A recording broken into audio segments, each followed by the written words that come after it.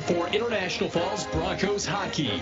Borderland Hockey is brought to you by City Drug, Border Bank, Washke Family GM Center, The Dead Shop, Falls Lumber Company, the Rainy Lake Medical Center, Rainy Lake Houseboats, Cape, PCA, Coca-Cola Bottling Company, by Enbridge, Up North Builders, and by Manco Trucking. Now let's go live down to the ice.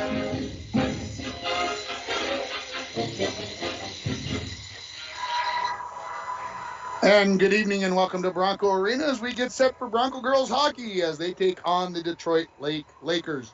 Tim Ringhoffer joined by Mike Bolstead and TV crew, and Mike, we're back again on another Friday night, and we got girls hockey again. Yeah, basically, me and Diana had this conversation, and my life's pretty much set for the next 2 months.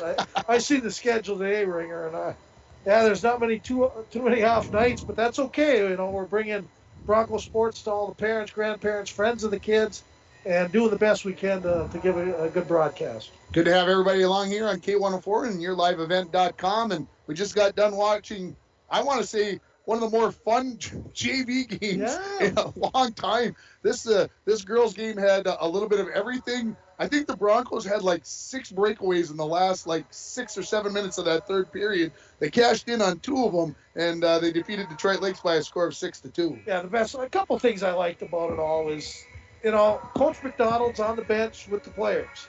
Coach Erickson's on the bench with the players. Okay? So, in other words, that tells me they're committed to the whole team, whole program, and not just, the varsity is important because that's going to be coming up next, but they also got to develop these kids. And I've seen a lot of development out there today and a lot of kids having fun and a lot of kids getting better, and I do have some score sheet if you want. Yeah, go right ahead and do it. I was going to say, I think you took some notes down. Yeah, so. Lila Wood, she got the last goal of the game, and that was her second of the night. Looked really good. Lila Wood skated hard and had a lot of chances. Other goal scorers, Terza Caradice, she played the first period and got a goal. Again, we'll see her a lot tonight in JV, or in the varsity game. Lexi Davis scored, and Sydney Peterson and Katie Norton also scored. So lots of kids getting on the score sheet. And then in net was Mara Pelland, the young 8th grader, wears number 31. She had 10 saves out of 11 shots, or 12 shots. So and she's going to, Naomi Caradice, the starting goaltender for the varsity, is a senior. So I would guess we'll be looking for Miss Pelland in the future for a few years here, possibly to be the backstop and goal for the Broncos. Yeah, she looked good in the shots she faced, and good for those girls. They were having fun. They had the puck a lot, which is how you get better, right? The more you have the puck, the better you get. And I could see the Lola Wade and Lila. I mean, just getting the puck and going with it.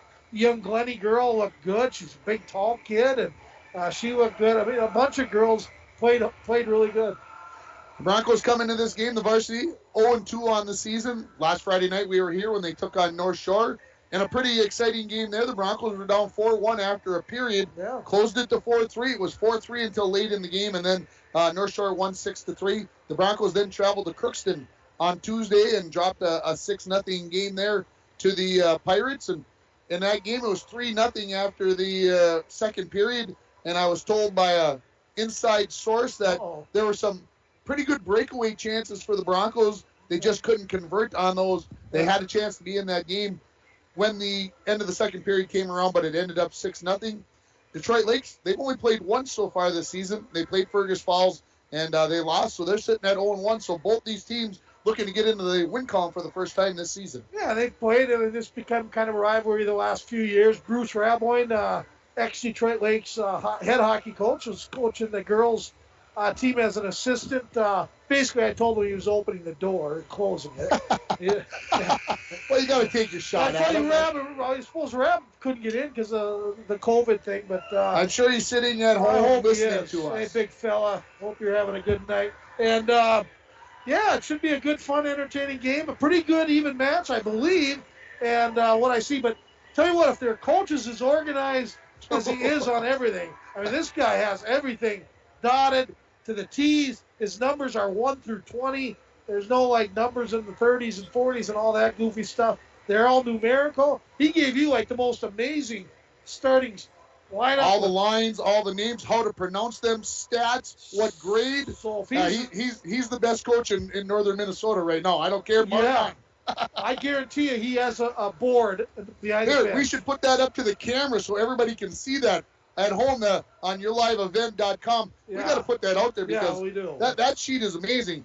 But we should hit that, Chad Baldwin, Michelle McDonald. This is what it looks like. Yeah. This is how you treat your radio and TV people. And we don't care what the rest of your life is about. This is more important. Yeah, look at this thing. Look at how awesome that is. Organized. That is awesome. Like I said, pronunciations, the year they're in school, records at the top.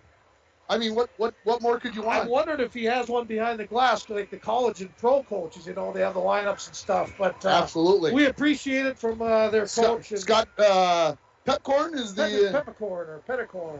So we appreciate that, and so thank you very much. And these two teams did play last year. Detroit Lakes won by a final score of 4-2.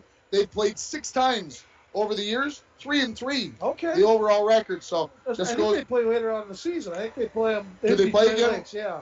Yeah, it's kind of one of those seasons when everything that's happened in the past, you just kind of throw it out the door, like the Bronco boys playing Greenway 3 times in boys hockey. Yeah. When's the last time that happened in other things? So yeah, it should be a good one though, Ringer. I expect a pretty even game. Of course, we're going to see a lot of number 13 out there. We'll see a lot of number 13. That's Emma Erickson, and I was going to ask, what do you recall from Friday night when they played North Shore? And obviously number 13's at the top of your mind. 13's on my mind. 19, I like Bernsey. I thought she played really well. They moved her up to the first line. Of course, Lola Wade. She looked good in that JV game again, getting some good quality ice time, and she moves the puck real well, skates really well. And all these kids need, Ringer, and I watch them in the JV, is a little bolt of confidence.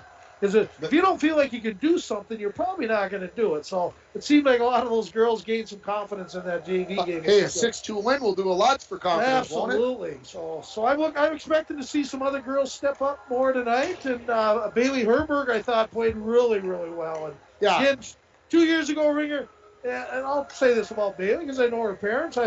She didn't know what she was doing out there. But that tells me she listened. The coaches told her, said, you need to do this, this, this, and this. And she's a good athlete. A lot of good athletic genes in that family. So she's going to be just fine, and she's going to keep just getting better.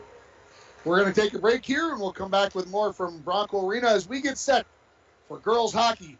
You're listening on K104 and on yourliveevent.com. City Drug Health now carries the Buttery. The Buttery is the world's only flip-top butter dish. It's a scientific fact that butter does not require refrigeration. This butter dish holds 2 sticks, is dishwasher safe, easy to clean, shatterproof, includes easy grip handles, and a non-skid base with a matching spreader and cradle. City Drug Health Mart carries 5 different colors of the Buttery. The butter dish, reinvented. Enjoy soft butter anytime with the help of the Buttery, located at City Drug Health Mart, caring for you and about you, downtown International Falls. At Packaging Corporation of America, your friends and neighbors have been making high-quality Boise brand paper for 110 years. Our commitment to the community runs deep, and we're honored to invest time and resources to make life better throughout Borderland. Year after year, we join many important causes in our area, from youth to senior initiatives and everything in between. PCA is proud to support our community and proud to make Boise paper with purpose. A message from CAPE, Couchiching Area Prevention and Education. A 2020 International Falls Community Survey Key Findings Report shows our community believes in the importance of prevention. The results of this report are based on the Positive Community Norms Community Survey that was conducted by phone in February to March of 2020. These survey results are based on 101 randomly selected adults aged 21 and over within ISD 361. 78% agree that they have a responsibility for the health and well-being of youth in the community. 69% believe it's possible to reduce alcohol and other problem drugs through prevention efforts. 92% agree it's important to have groups in the community working to prevent problems associated with underage substance use.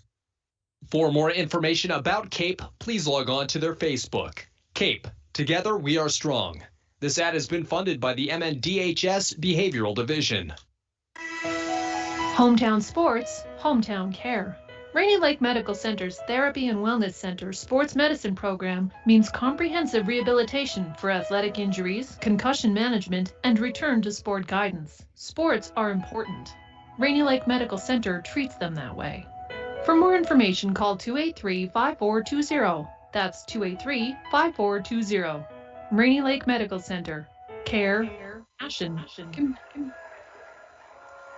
And welcome back to Bronco Arena as we get nearer the start of this hockey game between the International Falls Broncos and the Detroit Lake Lakers in girls hockey. And did you notice that we have cheerleaders tonight, Mike?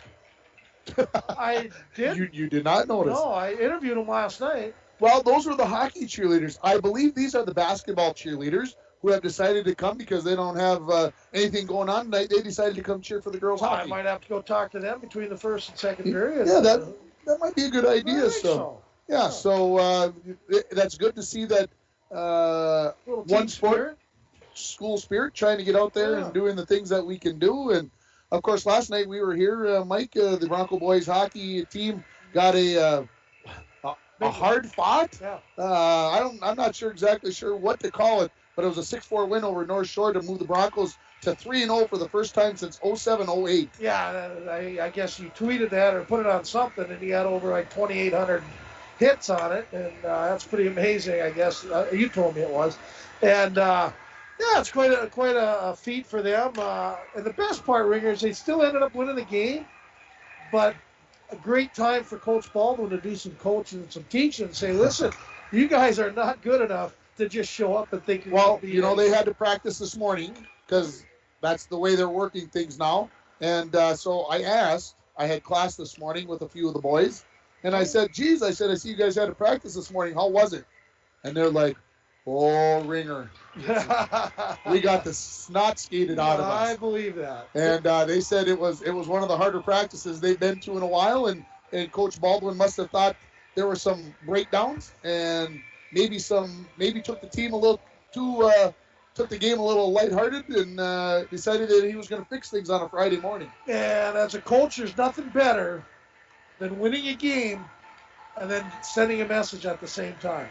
Okay. That the level still can keep going up. Absolutely it can. And it was a perfect example of a game that the Broncos did not play their best game. Far from it. But there's another part is now you guys know where you can play. You play down to them, okay? And now you guys got to realize you are not good enough to just show up and win every game. You got to show up and work hard every game, be teammates every game. That's what this team's about is camaraderie and getting together. And, hey, Cooper Levine showed up and scored 3 goals, had 2 assists, helping Wickland put some pucks in the net, which is going to help the Broncos. So a good thing for the Broncos, not only in winning, but having a good teaching moment for Coach Baldwin. Broncos got a big week coming up. The boys have a big week coming up as they travel on the road twice for a couple of IRC games. Tuesday night, they'll be down at Hibbing to take on Hibbing Chisholm.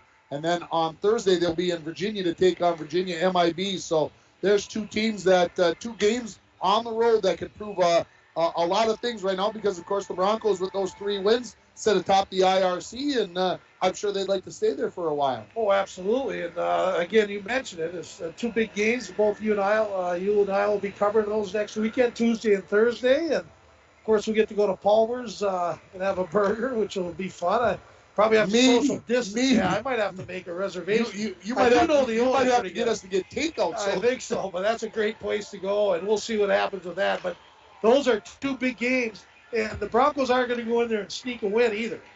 These teams are aware that the Broncos are sitting at 3-0 and are top of Section 7A, and the Broncos better be ready for it.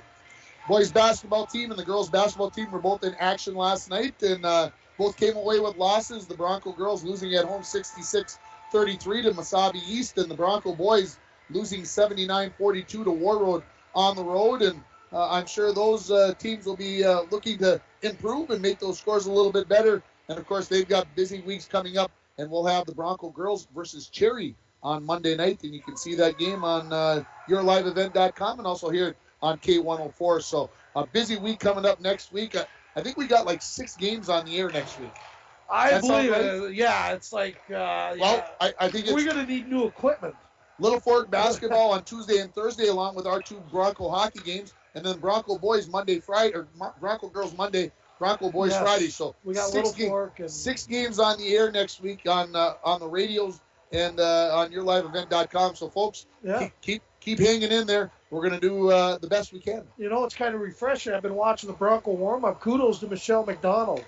She's not doing a warm-up that's the same as the other 87 high school girls and boys teams. They all do the same warm-up. And I watch the warm-ups, and most of the warm-ups don't do the players any good, get them ready. She's done some things. She looks at her team. They need a lot of puck handling, a lot of passing skills. She puts it into the warm-up. So, again, that's coaching, that's teaching, and it isn't the same old boring stuff. Now, right now, they're kind of lollygagging, which I don't They just got done doing a drill. Always keep going and going, move, move, move. And so good, refreshing stuff there by Michelle, and doing a good research again, doing a good job of coaching right now. We'll take another break. We'll come back with more in the Bronco Girls Hockey Pregame Show. You're listening on K104 and watching on yourliveevent.com.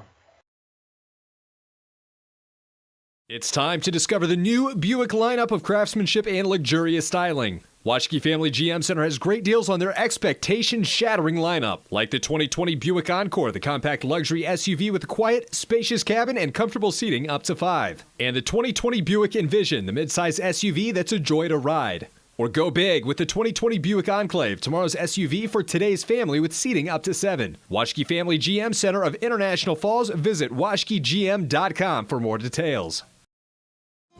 It takes teamwork, dedication, and hard work to participate in Broncos sports and athletics. The Dent Shop of International Falls knows they need the same qualities when it comes to fixing your vehicles. Steve and his staff at the Dent Shop wants everyone to know that they also do car detailing, install high-performance remote starters, and offer glass replacement service with both pickup and delivery of your vehicles. The Dent Shop of International Falls, way more than just dents. Located on Highway 53, right behind the Mini Freedom store.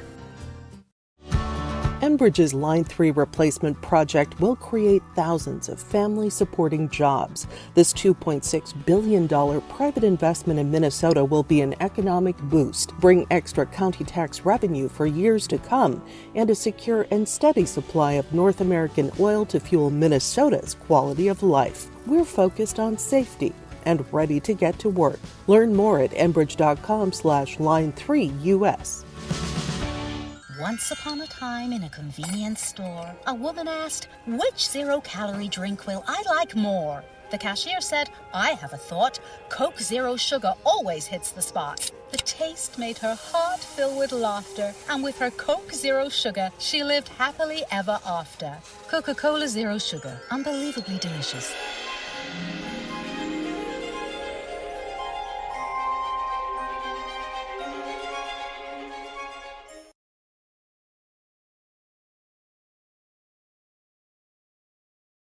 Design Center today and view and operate quality Marvin windows and doors.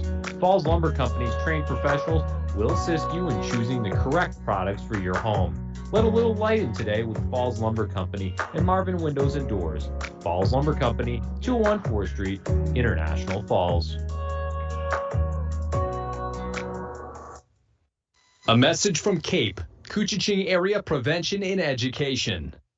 A 2020 key findings report found that many community members overestimate the number of teens who use substances, disapprove of underage substance abuse, show strong support for underage drinking laws, and believe in the power of prevention. While most students are making good decisions, the negative impacts for those that do use substances can be devastating. As a community, we must take action to prevent underage substance abuse. We can increase the number of teens who make healthy decisions by correcting youth, parent, and community misperceptions about the prevalence of underage substance use. Together, we can make positive impacts in the lives of our youth by talking with each other about our personal and collective belief in prevention, stance against underage substance use, and our support for programs, policy, and community groups that work with kids healthy and safe. CAPE. Together, we are strong. This ad has been funded by the MNDHS Behavioral Division.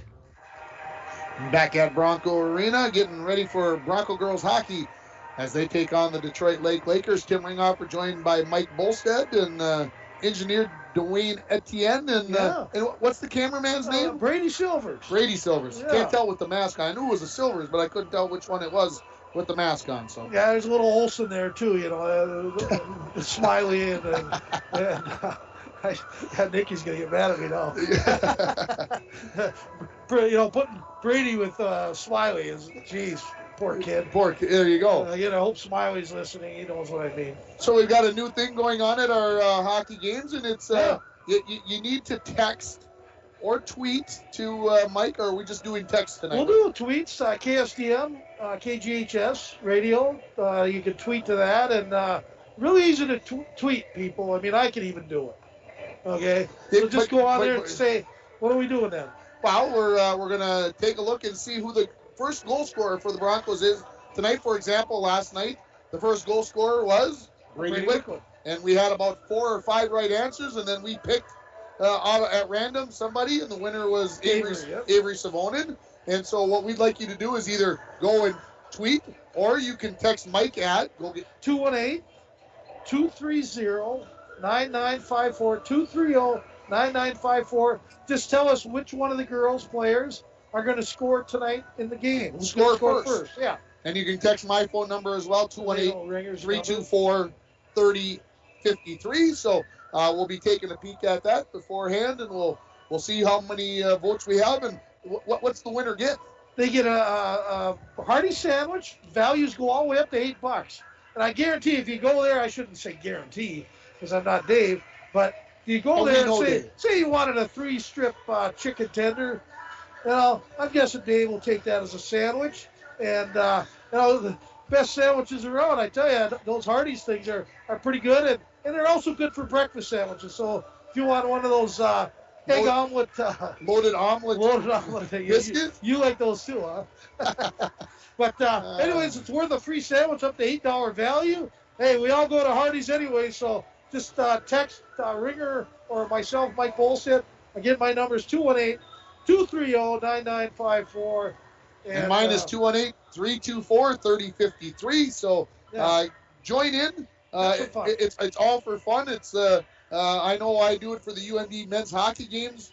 Every time I get a chance, if I've got my phone out and remember and see the tweet, I put my vote in there. It's always the same guy.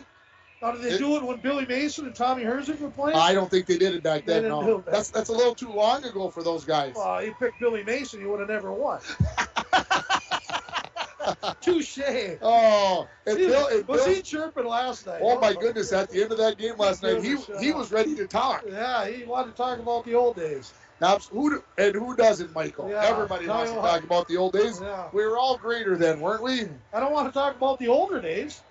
But I thought, okay, I can't wait till I turn 70. Boy, things will be happening then. Oh man, we got to take another break here. We're going to disintegrate into go someplace that we don't want to go. You're listening to the Bronco Girls Hockey Pregame Show on K104 and watching live on YourLiveEvent.com. The Rainy Lake Center COVID testing site has moved. You still need to call for a COVID testing appointment Monday through Friday between 8 a.m. and 5 p.m. Call 218-598-5158, and their scheduler will give you instructions on how to proceed with your appointment. Testing site location is now at the former Top 10 Video Building, 1229 3rd Street, Suite 101.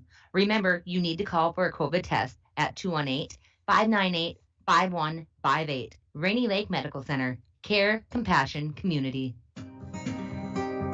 At Packaging Corporation of America, we make Boise brown paper with purpose.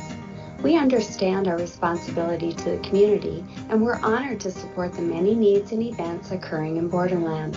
From providing donations to local schools and events, to supporting organizations meeting physical needs in our community, PCA does more than make paper. We make a difference. Once upon a time in a convenience store, a woman asked, "Which zero-calorie drink will I like more?" The cashier said, "I have a thought. Coke Zero Sugar always hits the spot." The taste made her heart fill with laughter, and with her Coke Zero Sugar, she lived happily ever after. Coca-Cola Zero Sugar, unbelievably delicious.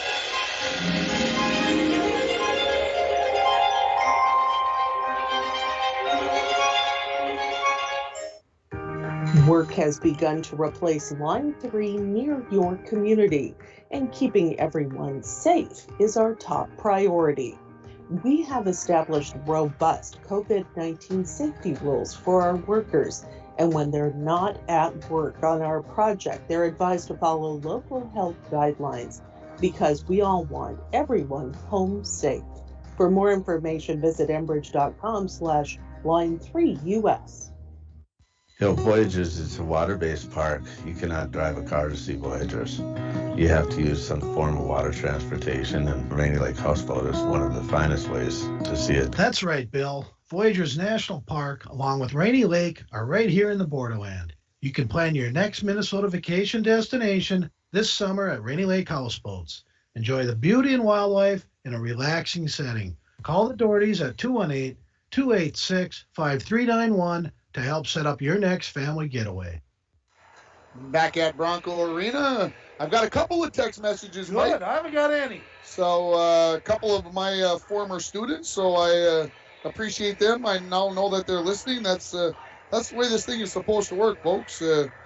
Everybody keeping track of things, and so we'll see how things go here. And I won't tell you who the votes are for, so everybody still knows that No, we there's... can't do that. Yeah, what fun would that be? They're not all the same, are they? No, the two, yes, actually are the same person. Actually, the same person. So. Same person. Yeah, the same. They voted for the same person to score first. So what else we got going on, Mike? What's going on at the radio station? What's new? What can the people get involved with? Tell you what, the snowman making contest has gotten rave reviews. Really? Yeah, we got like 7 entries so far, and I'm surprised we haven't gotten 100 yet. You know why? $500 in chamber bucks. All you got to do is go build a snowman, okay? And the best one wins the $500. The best one wins the $500. And we don't judge. We're going to get some other people come in and judge it. Maybe even bring in a school teacher or two to. They're cool people. Yeah, maybe the art teacher or something. But the whole idea, $500. And I was talking to some people today. What if you already have one built? You already got the doggone thing built. Give us a call at the station, 283-3481. Get signed up for this. And second place gets $104.10. Third place gets $104.10. Oh, jeez. So we pay out 3 prizes. I guess tomorrow I'll be getting the hose out so that Eli and I can go. I look at it this way, Ringer. I'm glad everybody in International Falls doesn't need an extra $500 in their wallet. Huh? Probably could do that. Yeah. I could use that. Don't be shy. Give Bully a try. Give us a call at KSDL. Oh, jeez. Oh, my goodness. KGHS. Oh. 283-3481. Go make a snowman this weekend. Spend some time with the kids. Make a snowman. And then when you win, it's chamber bucks, so you have to spend the money locally, which is even better. So help us out. We want more entries. I wanted 100 entries before I started. It's going to take a lot to get to 100 right now. But I think we can still do it if people get off their couches and chairs. Go build. Hey, Rob, if you're listening, go build a snowman tomorrow. So how long do we have to build these snowmen? Till February 5th, which is what that's day a couple is that? weeks. A couple weeks yet? That's a couple weeks away yet. Yeah, that sounds like the day before the Super Bowl or something. Yeah. Hey, don't tell me, well, Bully, the snow's not sticky. Well, guess what makes snow sticky, Ringer? H2O, baby. H2O, and everybody has that. If you see the one in front of the radio station, me and Dwayne, that's our artistry, okay? And we could have built a better one, but we wanted to show that it isn't all about how good it is. It's about being out there and doing it, participating in fun activities. We don't have any icebox days this year, Ringer. So we thought of this idea, and I thought it was a good idea, and it's going well. But I want it to go great. So get involved out there in the community. Go build a snowman, win $500. I'm glad I asked because God, I feel like I'm yelling at the falls. You're yelling at your neighbors and friends. Way to go, Michael. The Zamboni has departed from the ice. We've got just a few seconds left on the clock before the teams come back out on the ice. So let's get the starting lineups. Yeah. And they're brought to you by the Sports Shop in downtown International Falls. They have equipment and expertise to keep you on the ice, on the trail, or wherever you may play, the Sports Shop in downtown International Falls. Let's take a look at the visiting Detroit Lakers starting lineup. Starting in goal will be senior number 1, Leah Honer. Starting on defense, a freshman, number 15, Haley Stadelman, and number 4, McKenna Burhans. She's a senior. On the wings, you'll have number 16, Hadley Justison, and number 3, Maddie Olson. Those are both juniors. And then the center will also be a junior, number 6, Emma Coley. Looking over at the International Falls Broncos, starting in goal will be the senior, number 30, Naomi Caradice, and it'll be her third start in 3 games for the Broncos. Starting on defense, senior number 13, Emma Erickson. Those 2 players have the C's on their jerseys. Number 17, Bailey Herberg, the sophomore, she'll be the other defense. Up on the forward line, getting her first start, the 8th grader, number 19, Taylor Burns. And after what I saw on last Friday night, well-deserved a move up there. She showed that she's got zip and a little she's got an innate sense to know where to be and how to go. She's got it. Well, she's got some Burns blood in her, and I see Shirley's here tonight, Grandma Shirley, which is good to see. I don't see Terry Burns, hopefully at home listening. Again, shout out to Burns. I always love talking to him, and it's been fun watching this little Burns girl play. On the other, go ahead. And on the other wing will be freshman Kaylee Scholler, and your starting center will be a junior, number 12, Gracie Bull. So a little adjustments in the lineup since we saw this team last Friday, and I don't think that's good or bad. I think it's what you need to do early to see, hey, who plays well with each other and see what happens. Yeah, move them around. They're high school kids. They can adapt, and something a little unique on Detroit Lakes as far as how they do their starting lineups. I like that. Way to go, coaches. Don't be sold. So we can get the camera guy to turn towards the Detroit Lakes. I like that. Yeah. Put the starters on the blue line. Everybody else takes a step back, so nobody's got to skate forward or whatever. Yeah, that's what I want. Don't do the same stuff, coaches. You aren't robots. Some coaches are superstitious, though. They can't change. I say it's robotic and lazy, in my opinion. Do something different, right? I'm in the zone tonight, ain't I? You are fired up. After it. I don't want to get in your way tonight because you're going to sell me to the, I don't know. Diana, I will be home, and I am in a feisty mood. Yeah, all of a sudden, there's going to be a trade during the middle of the game, and I'm going to get traded to, like, Hershey, Pennsylvania or something for like, cash or something. I don't know. Let's take a final break. Hey, if I get cash right now, that's not a bad. A final break here on the Bronco Girls Hockey Pregame Show. You're listening on K104 and watching on YourLiveEvent.com. Oh, my goodness. National Falls. Our Little Fork Big Falls and International Falls student athletes. Manco Trucking is the perfect solution to all your hauling needs. Whether you have a big load or a small load, Manco Trucking will get it done. For all your truck and trailer repairs, plus backhoe and dirt work, contact Manco Trucking at 283-3898. Located on the truck route Highway 332 in International Falls. The Rainy Lake Medical Center COVID testing site has moved. You still need to call for a COVID testing appointment Monday through Friday between 8 a.m. and 5 p.m. Call 218-598-5158, and their scheduler will give you instructions on how to proceed with your appointment. Testing site location is now at the former Top 10 Video Building, 1229 3rd Street, Suite 101. Remember, you need to call for a COVID test at 218-598-5158. Rainy Lake Medical Center. Care, compassion, community. A message from CAPE, Koochiching Area Prevention and Education. A 2020 key findings report found that many community members overestimate the number of teens who use substances, disapprove of underage substance abuse, show strong support for underage drinking laws, and believe in the power of prevention. While most students are making good decisions, the negative impacts for those that do use substances can be devastating. As a community, we must take action to prevent underage substance abuse. We can increase the number of teens who make healthy decisions by correcting youth, parent, and community misperceptions about the prevalence of underage substance use. Together, we can make positive impacts in the lives of our youth by talking with each other about our personal and collective belief in prevention, stance against underage substance use, and our support for programs, policy, and community groups that work with kids healthy and safe. CAPE. Together, we are strong. This ad has been funded by the MNDHS Behavioral Division.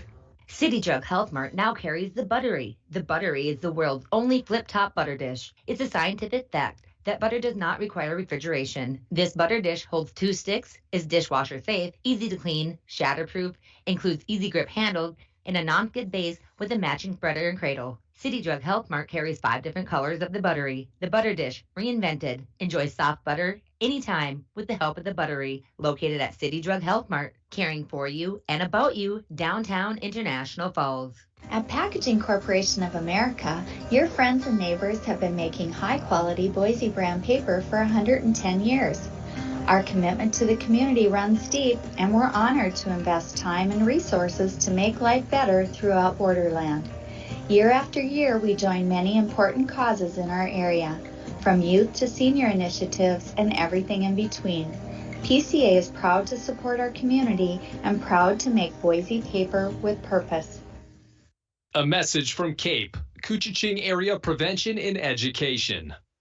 A 2020 International Falls Community Survey Key Findings Report shows our community believes in the importance of prevention. The results of this report are based on the Positive Community Norms Community Survey that was conducted by phone in February to March of 2020. These survey results are based on 101 randomly selected adults aged 21 and over within ISD 361. 78% agree that they have a responsibility for the health and well-being of youth in the community. 69% believe it's possible to reduce alcohol and other problem drugs through prevention efforts. 92% agree it's important to have groups in the community working to prevent problems associated with underage substance use. For more information about CAPE, please log on to their Facebook. CAPE, Together We Are Strong. This ad has been funded by the MNDHS Behavioral Division. And welcome back to Bronco Arena. And if you wondered maybe if we had lost this, well, we got a double national anthem on tonight. We didn't need a double anthem, but it's always good to hear "O Canada" every once in a while. Well, you say that, but then we got the 2 young girls from Rainy River. That's true. Maybe they did it on purpose. I forgot about that. That's I dropped the ball on that. There you go. No, I don't think. Yeah, and I was thinking during it, I said maybe they hit the wrong tape. That's what I thought too. But I think you're right. Hey, there's a little flavor there, and we miss our friends from the other side of the border. We sure do. And, well, when you said Burnsy wasn't here, you know what the first thought went through my head? He's curling tonight, but of course he couldn't be curling tonight because he can't get across to go curling. He'd be curling out in his backyard. Exactly. Broncos in their home whites, purple breezers, gold helmets. They'll be going right to left in this first period. The Detroit Lake Lakers in their road reds with black trim and black and white trim, black helmets, black breezers. We're ready for this game to get underway.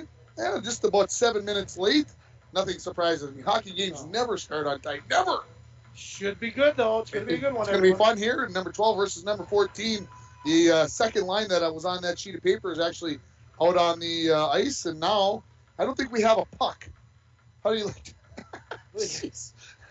You can't make this stuff up, folks. They come in a bucket. They come in a bucket. Put some ice in it. But good thing we got young Mitch Erickson because he's our camera guy on some nights. He's the PA guy tonight. And now he's sprinting to get pucks for the so we can play. Yeah, you see Charlie Dalton down there at the goal judge. You know he's not sprinting anywhere. I'll tell you that. Well, he takes care of things down there at the sports shop. He's got that hand on that thing already. Old Charlie. He's a goal judge extraordinaire. The opening face-off is going to be brought to you by the Service Master of International Falls. For a home that is professionally cleaned all year round, call Service Master at 283-4775. Todd and Gretchen, they will take good care of you. And now we do not have a scoreboard. The Gremlins are coming out. And yeah, they are. Lots of I see Mitch asking where. Oh, and maybe it's not the pucks. It's just that the scoreboard had went out or wasn't working. Well, they've got 20 minutes up there now, which is about 3 minutes more than what we need. And is it up now? And I see our score clock operator tonight is Macy Marcotte, and of course, what you need, pressure, things going wrong. Oh, everybody. Hey, I've done that before. Right? Oh, it's tough. Like people were yelling at me. What are you doing? You don't know what you're doing. No, I don't. How come you started the clock? How come you didn't start the clock? Why do you still got that score up there? Why is the penalty? Yeah, I understand. I've heard them all too. First time when I disliked Bruce Plant, he was coaching for Hermantown at the time, and I accidentally hit it a little quick, and he watched it that close. He called the refs over and said, I gave an extra second to the Broncos. Of course. I looked at him, and I gave him the old bully look. Now we're ready for hockey. Here we go. On YourLiveEvent.com and K104. Puck is down, and this is going to be Burns with the puck. Tries to feather one into the zone. She has her stick lifted at the last moment. Herbert picks up the loose puck. Leaves it out there for Scholler. Scholler tried to tip it into the zone. And finally, it's going to be Detroit Lakes that's going to pick it up here. This is Kaylee Thorsteinson. Yeah. Ooh, that's a mouthful, folks. I'm going to work at that one. She puts a shot right on Caradice, and Naomi will cover that up, and we'll get a face-off to her left. And a quick first line back out here now for the Lakers as the second line got the start, and just 27 seconds in, Coach Pepcorn says, "Hey, we're going to make the move here." And so the face-off controlled by Emma Erickson in behind the net. She's ridden out the puck there and picking it up. This will be Coley. Coley lays it out there. Shot on net there by Justison, and that's bladed away by Naomi Caradice into the corner.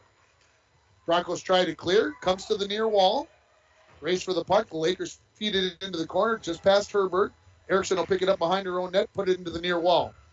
From there, this will be Olsen for the Lakers. She has it out to the point. Wrister from there. Bouncing puck. Goal. Tipped in front, and I'm not sure if that hit a Bronco stick and went in or if it hit a Lakers stick and went in, but I'm sure the referee will find out, and we'll get the official scoring here as the Lakers, just 56 seconds into the hockey game, put themselves up 1-0. I'm guessing 19 will be credited with the goal as of right now. I didn't see a tip right now. Yeah, I didn't see the tip. I know it hit somebody, but I don't know which one it was. So we're back underway here, and the Lakers control it. Throwing it in is Stadelman into the corner. Here's Caradice has it there, the defenseman. She throws it out towards the blue line, kept in.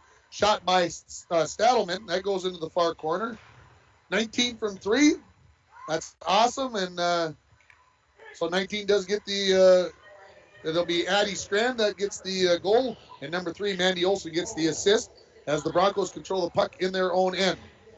Throwing it out to neutral ice, and now right back in. The Lakers throw one towards the net. Caradice leaves that up, where it'll be picked up by the Broncos' Brianna Crosby, who was not playing last Friday night when we were watching. Pellin has it along the far side, throws one up, and as that puck floats by, it hits Miss Pellin, the goaltender, as she's leaning out watching the game, and it struck her right in the helmet. And that's the way to use your head, Mara. Yeah, Brianna, that was... Is it Mara or Mara, do you think? I think Mara. Mara? That's what I go with.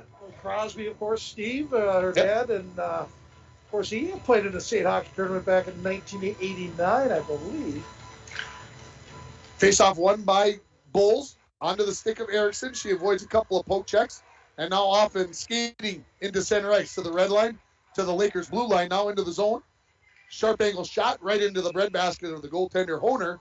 She hangs on to it, and we'll get a face-off to her right. 15:04 remaining in this first period. The Lakers scored 56 seconds in.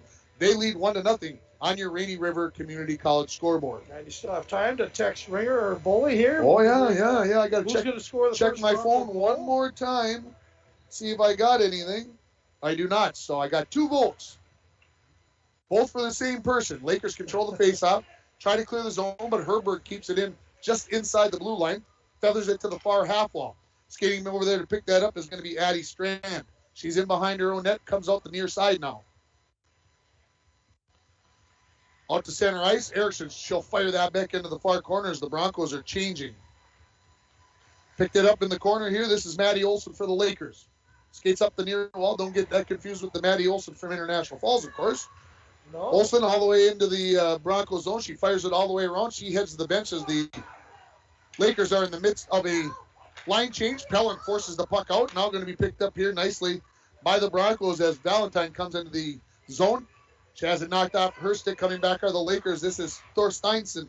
She gets to the top of the circle, throws one towards Caradice, who stops it, grabs it with the stick, pulls it into her glove, stops the clock with 14:07 remaining here in the first period. 1-0 Detroit Lakes leading our Broncos. Caradice moves very well. She's a big, tall girl, and she moves real well in the net. Again, the young girl from Rainy River, Ontario. Staying with Wes Olsen and his wife there. And Wes Peterson, Dave's brother.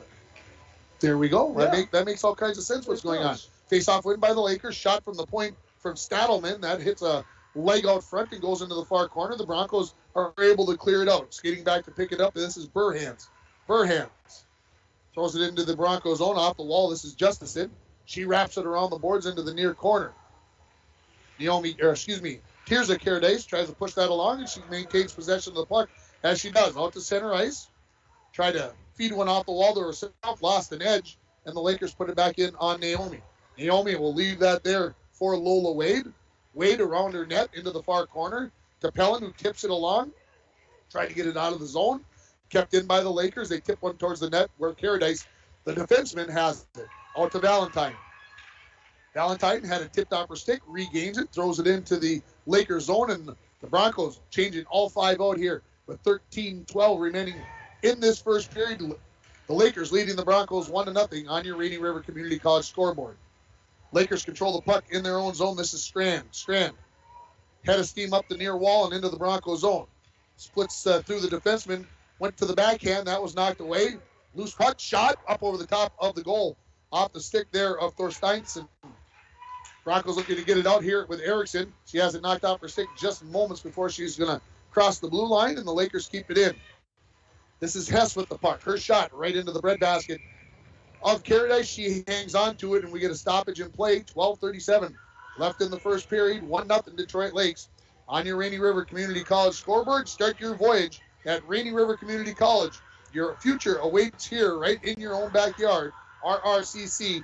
Give them a call at 285-7722. Face off to the left of Caradice. Puck just laying in the dot right now, and Emma Erickson skates in, knocks it away, and she heads out of the zone. 1-on-2. Now 1-on-3. Erickson on the backhand. Tried to cross over. Comes back in front of the net. Has it knocked off her stick. Going to be picked up there by the Broncos. Thrown towards the net. Then played towards the far wall by the Lakers. Erickson picks it up there. Trying to chip one up over the top of Honer. And it goes into the near corner. Lakers send it down. And this will be icing on Detroit Lakes. And we'll get a whistle. And a face-off to the right of Honer. And a good effort there by Emma Erickson. On the backhand. Kind of put the shoulder down. And then got herself in front of the net and just couldn't quite finish the deal. I got a nice message. One of our coworkers sent out. It's Lola Wade's dad is watching on, I will guess, your live event on KCC. Sounds right. And thanks for listening and watching, Lola Wade's dad. I don't know your first name, but Chris Wade. So again, I hope you're enjoying it, and hopefully Lola will pick up a goal today. Face-off taken out of the zone, and then an offside call on the Broncos with exactly 12 minutes remaining in the first period. Face-off pushed into the zone by the Broncos' Crosby. Now the Lakers pick it up, and with a head of steam, here comes Hess into the zone.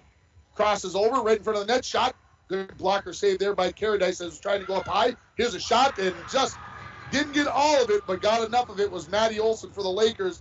Gets it just inside the far post and just out of the reach of Caradice's skate, and the Lakers lead it by a score of 2-0. Yeah, one thing this young Bronco team probably didn't need ringers being down early 2-0, and that's exactly what happened. And Caradice couldn't really do much about that, and Detroit Lakes gets off to a 3 from 6 and 9, Michael. I like the multiples there. Yeah, 3 and 6 and 9, folks. If you're a math teacher, boy, I'll tell you that if you could tell me the next number in that sequence, you will win a Hardee's sandwich. I'd say a dozen in class, and the kids would all look at me like, why do you say that or not say, yeah.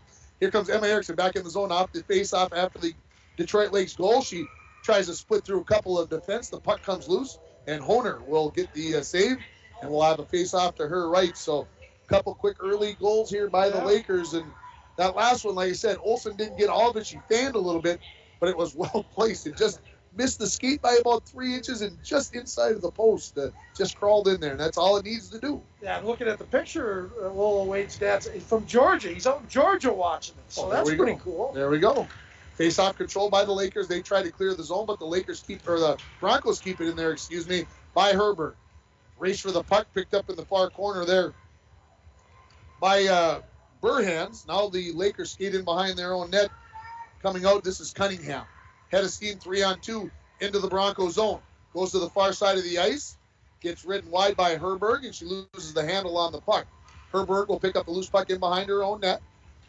Knocked down there, and the Broncos are going to go on their first power play of the game as number 17, Lauren McDougall, is going to head to the penalty box as she's going to pick up the checking call, I would assume. We'll see what the official says officially. Yeah, no doubt about that one. So the Broncos will get an offensive zone faceoff here. This penalty at the 6:11 mark. And we'll see what the Broncos decide to do here. There seems to be some conversation about who's going to stay out, who's going back in. So it looks like we'll have 13 and 8. That's Caradice and Erickson. 22 and 12. That's Bowles and Pellin. And then here comes number 19, Burns, out for this start of this power play. Face-off controlled by the Lakers. They will clear it all the way down the ice. Of course, this power play brought to you by Dr. Lorelei Locker, optometrist in Fort Francis, Ontario. When this is all over, go visit Lorelei Locker on Scott Street. Optometrist. Thank you, Lorelei. Broncos try to stretch one out along the near side. Nobody can touch it, and the Lakers throw it right back in. Emma Erickson now has it in behind her own net. Crosses in front of her net, turns it over as this is Maddie Olson. Out to the point to Coley. Coley's top of the circle, has it knocked off of her stick, backhanded in the corner by Burhans, and now Erickson has it for the Broncos. Comes out the near side to Caradice. Tirza up the near wall. Gets to the Laker blue line. To the circle, sends one right out in front. Nobody home for the Broncos, but Burns is able to pick it up along the far half wall. Lakers knock it off of her stick. Erickson battling to keep it in. Pellin joins in there, and they do. Throws into the corner where it's going to be picked up by Stadelman. Stadelman in behind her own net, turns, fires, and that puck took a nice bounce right over Tirza's stick. Naomi out of her crease to stop the puck for Erickson. 55 remaining in the power play. Stretch pass for Caradice is a little bit out of her reach, and it'll be an icy call on the power play. That's a no-no. Yeah, it is. And this time out brought to you by Napa Auto Parts, your locally owned Napa Auto right here in International Falls, where you can always find quality parts, batteries, and a helpful staff. Napa Auto Parts is open 7 days a week. Todd Bush always says what? Go Broncos. There you go, Todd. Face off to the right of Naomi. Right off the face-off, the centerman there, Cunningham, wins it and throws it right on to Caradice, who uses her stick to throw it into the near corner. Broncos get it out of the zone. Right back in. The Lakers throw it right off the outside of the net. And we're going to get a whistle here as the offside was called. And 9:23 remaining in the first period. Detroit Lakes 2, International Falls Girls 0. Happy to have you along on K104 and YourLiveEvent.com. And KCC TV getting a feed. And KCC TV as well, yes. So all kinds of ways to watch and listen to. And of course, that means it goes out on YouTube. I don't know. There's so many places. It's everywhere. If you can't see us or hear us, you aren't trying hard enough, folks. Broncos win the faceoff back in their own zone. 25 remaining in the power play. Here's Erickson has it. Skates out from behind her own net, now into the Lakers zone. Top of the circle. Lost it momentarily, picks it back up. Goes out to the point for Caradice. Caradice skates to the far wall. On her backhand. Feathers one out front, looking to get that to Pellin. Pellin never got there as that stick was, that puck was sticked away. And the Lakers send it all the way down, and that is the end of the Bronco power play. 8:50 remaining in period number one. Broncos trailing 2-0. Erickson has the puck. Coming out of the penalty box was McDougall. She puts some pressure on Emma. Emma avoids all that, gets through, gets to the blue line, throws one into the near corner and says, I'm going to head to the bench. I need to get some oxygen in. Lakers throw it into the far corner. Hess has it there along the wall, and now going to be picked up by Coley. Coley, possible 3-on-2 here for the Lakers. Coley into the zone. Makes a good move. Shot. Good save by Caradice. Bouncing puck. Goal. Good job there by Thor Steinson as she picked up the rebound. As Caradice couldn't see the rebound, it kind of popped up in the air out of her vision. Came right down, and Thor Steinson puts it in the back of the net to give the Lakers a 3-0 lead. It's a tough name to say, isn't it? If you're trying to say it quickly, Thor Steinson. I'm going to get better. Yeah. Again, they're rushing the net. They're pounding the net. They're making the Broncos make mistakes, and that's why they're up 3-0. I did get another entry for Taylor Burns. 5-6-9. First goal. Okay. 5 from 6 and 9. 5-6-9 on the. So that is. That equation doesn't add up. That doesn't add up. So Thor Steinson. What would be the next Coley. I'm going to say 14 because you added 1 and then 3 and 5. That's what I would say. I knew you would do that. Ella Hess also got the assist. There always is. So the Lakers coming back the other way. This is Sydney House, third line, first time out for the Lakers here. Get into the zone with it. This is Stadelman. Stadelman makes a move, shoots. Caradice the initial save, rebound, and she dives across and pushes that puck wide as House was sitting on the doorstep waiting to put that in. Shot from the point by the Lakers. That hits traffic. Broncos looking to clear, but they cannot. Picking it up, this is Burhans. Burhans shot, and Caradice will cover it up on the right side of the crease and stops the clock with 7:38 remaining in the first period. Broncos trailing 3-0.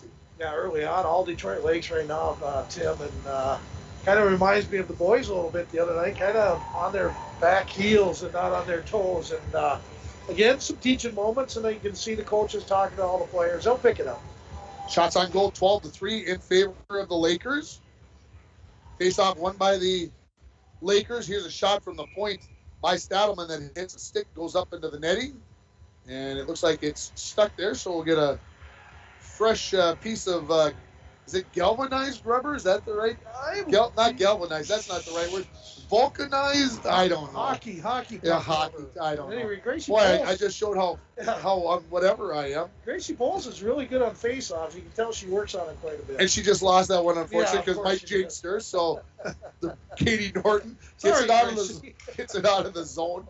She loses the puck momentarily. Now going to be picked up by Bowles. Bowles, puck pushed along. It's right there in Caradice's equipment, and then it drops out, and then Bowles was trapped well offside as she had been tripped up, and we'll get a face-off just outside of the Lakers zone. 7:21 left in the first period, 3-0, the Lakers leading it. JV won 6-2, and I thought, hey, we're going to see some good stuff here, but the Broncos have struggled early on in this game. Absolutely. Brianna Crosby wins the face-off, but stepping in to take over, that's Thorsteinson to take the puck away. She throws it into the Broncos zone, tries to skate after it. Loose puck's going to be picked up by Butts. Butts goes to the far side.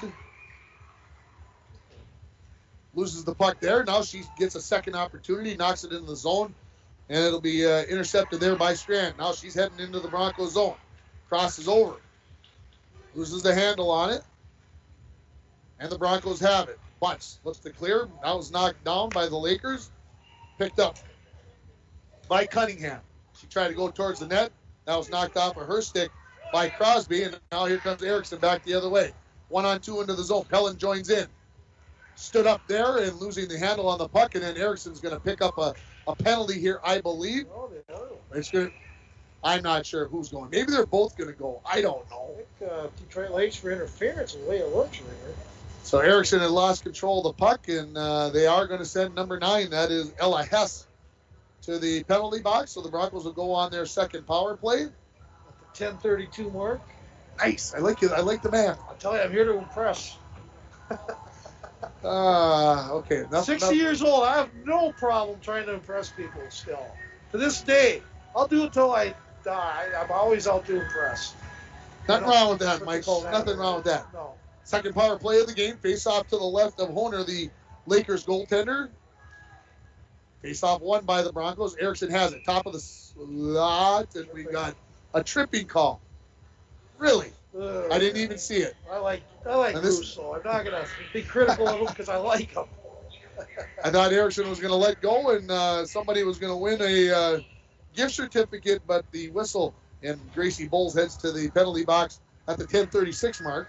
Well, that was easy. I gave you a head start with the last one. Then Gracie Bowles, big, tall, strong girl. Has a little McBride blood in her, and maybe Bugsy's listening tonight. There's a face-off win by the Lakers and a shot on goal by Stadelman.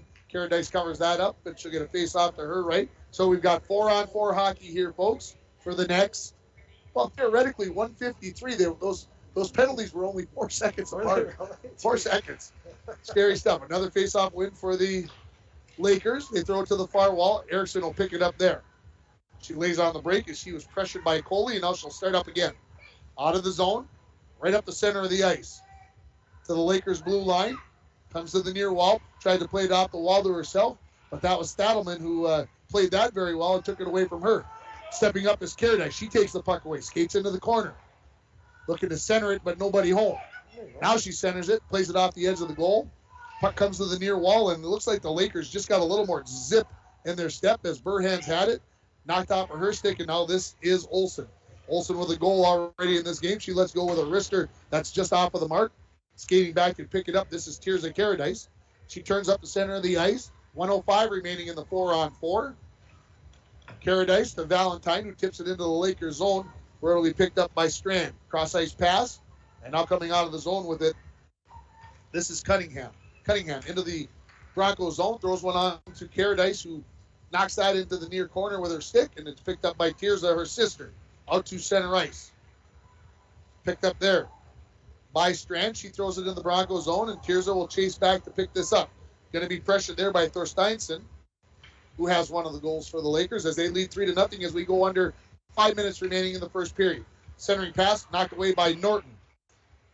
Picked up by Strand. She skates it right towards the net and lost the handle on the puck as the last moment. She fires one out front. That's tipped around, and it will be pushed in behind the net by Thorsteinson. Her centering pass knocked away by Caradice. Broncos unable to clear the zone. Here's a shot by number 7, Sydney House, that knocked away by Caradice, and the Broncos get it out of the zone. They were ready to take an icing there to relieve the pressure and get some fresh bodies on, and the Lakers are at full strength, and now the Broncos are at full strength, so we're back to 5-on-5 hockey. Herbert looking to clear the zone. Bouncing puck. Tirza has it. She gets it out to center, where it's going to be picked up by a Strand of the Lakers. Cross-ice pass, D to D there, and the Lakers try to move it up, but Palin knocks that up there, and the Broncos kind of could have had maybe an extra man on the ice there, but yeah. 9 or 10. We got that on instant replay. We don't want to see that over again, Dwayne. No thanks. Gracie Bowles moves in. She's going to get checked down, and the Broncos are going to go back on the power play here after a brief 4-second power play. Hopefully they'll get more of this one, as this is going to be a checking penalty on number 9 again. The 13-12. Ella Hess will pick up her second penalty of the period. Hey, that 19 for Detroit Lakes. Wow, nice player. A very junior? Strong strides. I like that big, long, powerful stride, and nice little player. Faceoff will come to the left of the Laker goaltender, Leah Honer. As the Broncos go on their third power play, faceoff one back to Emma Erickson. Emma skates parallel to the blue line, leaves it for Tirza. Tirza throws it into the corner. Picked up there by Stadelman. Puck comes loose. Erickson pinches in. Loose puck comes onto the stick of Butts. Her slap shot tipped up in the air comes to the near half wall. Stadelman takes a big swipe at that, gets it to Coley, and she'll send it back into the Broncos zone where Erickson has it. She winds it up in front of her own net, trying to outrace Olsen to the side. Olsen picks the stick up, but Erickson somehow kicks it into the zone and has a chance to possess the puck along the far half wall. Kicked further in behind the Laker net, now thrown around by the Lakers, where Olsen has it. She turns and fires it down towards Caradice, who skates out of her net, picks it up in between the circles, fires one out towards Tirza. That was just a touch out of her reach. Now Erickson picks up the loose puck, heading towards the Lakers zone. Let's go with one from the blue line, up over the top of the crossbar, well over the top of the crossbar. Under 3 minutes remaining in the first period, a minute in the power play. Erickson has the puck in the corner. Butts battles along there with Cunningham. Pushed in behind the Lakers net, where it'll be picked up by Stadelman, and she'll fire it all the way down the ice, and the Broncos will retreat and reset up the power play with 40 remaining. Lakers get fresh penalty killers out. Broncos get fresh bodies out for the power play. Tirza Caradice has the puck at center ice. Now skates into the Lakers zone along the near wall. Head of steam. Lays on the brakes. Lost possession of the puck. And now here come the Lakers back the other way. This is Thorsteinson. She skates into the zone one-on-one. Little back check there by Scholler, and causes the puck to roll away. Broncos look to set it back up here in the remaining seconds of this power play. Under 2 now remaining in the first period. Broncos trail 3-0 on your Rainy River Community College scoreboard. House picks up the loose puck for the Lakers. Skates into the Broncos zone. Wrister deflected away by Herbert. Caradice says, you know what? I don't like where that puck is going. I'm going to jump out and get to that. And she'll stop the clock with 1:45 remaining in this first period. A nice job there by Scholler coming back on the back check. And again, those are good little things that maybe aren't on the stat sheet, Ringer. But they are as far as a shot on goal, and a good job by Scholler. Good, smart play. Face-off, controlled by nobody yet. Now Valentine pushes it towards the blue line, and it does come out of the zone. Lakers will send it in, but they'll need to tag up. Herbert, far side of the ice, skates parallel right towards us. Turnover. Here's a chance for the Lakers. A good big save right there by the goaltender Caradice off the stick there of Rhodey, who has a first time I've said her name in this hockey game. And we get a whistle, and we're going to send 2 players to the box. That's going to be number 3 for the Broncos and number 20, and they're kind of talking to each other. And 20 thinks she's not going to the penalty box, but she is. Rhodey is going, and also Crosby going to go, I believe. Yes, we're going to have coincidentals. Is that how you call it? Yeah, very good, very good. A couple nice saves there, and that was our save of the period by Luke Nemec. Dr. Luke Nemec at Family Chiropractic Center of International Falls, providing chiropractic care for people of all ages. Luke Nemec, he's at 409 4th Street in the Falls. Thanks, Luke. So we got, we'll stay 5-on-5 hockey here. Penalties come at the 15:42 mark, so a minute 18 remaining in the period. Face-off won by the Lakers. Man, that shot had eyes all the way onto the goaltender, Caradice. I don't know if she saw it, but she deflected it into the far corner. Shot again from the point. Caradice sees this one off the stick of Strand all the way, and the hangs on to that puck and stops the clock with 1:06 remaining in the first period. Shots on goal 16-4 in favor of the Lakers. So they've dominated this first period territorially and also on the scoreboard. Yeah, this Coley, number 6, very good player as well. They got a lot of good players that skate really well. Face-off controlled by the Lakers. They throw one towards the net. The Broncos knocked that away, and it was loose. And somehow Caradice found it alongside of the net, covers it up with her glove, and 59.9 left in the first period. A little feistiness there out of number 16, Hadley Jusenson, and got to be harder and tougher on the net there, Ringer. Face-off won by Bulls. Might have butchered her name, but no, you got it right there. Okay.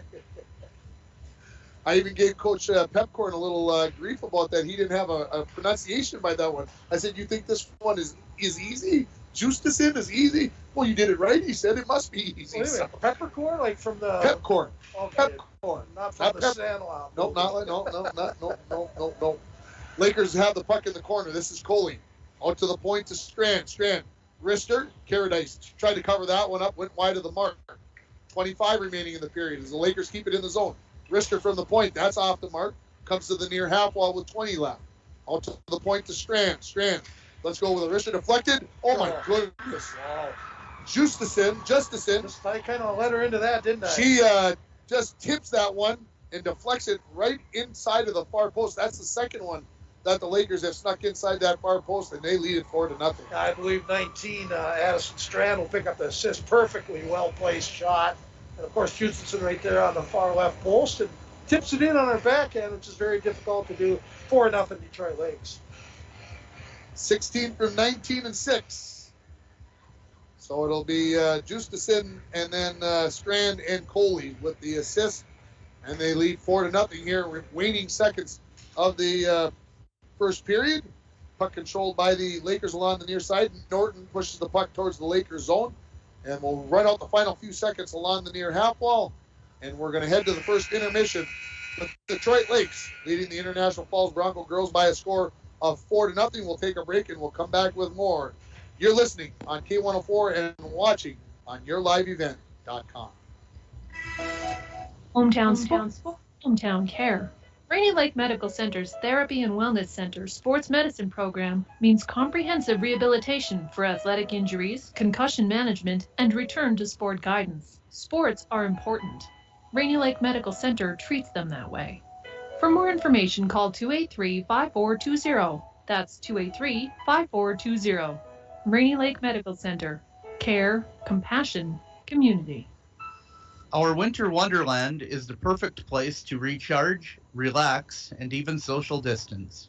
Hi, this is Drake Dill at Border Bank.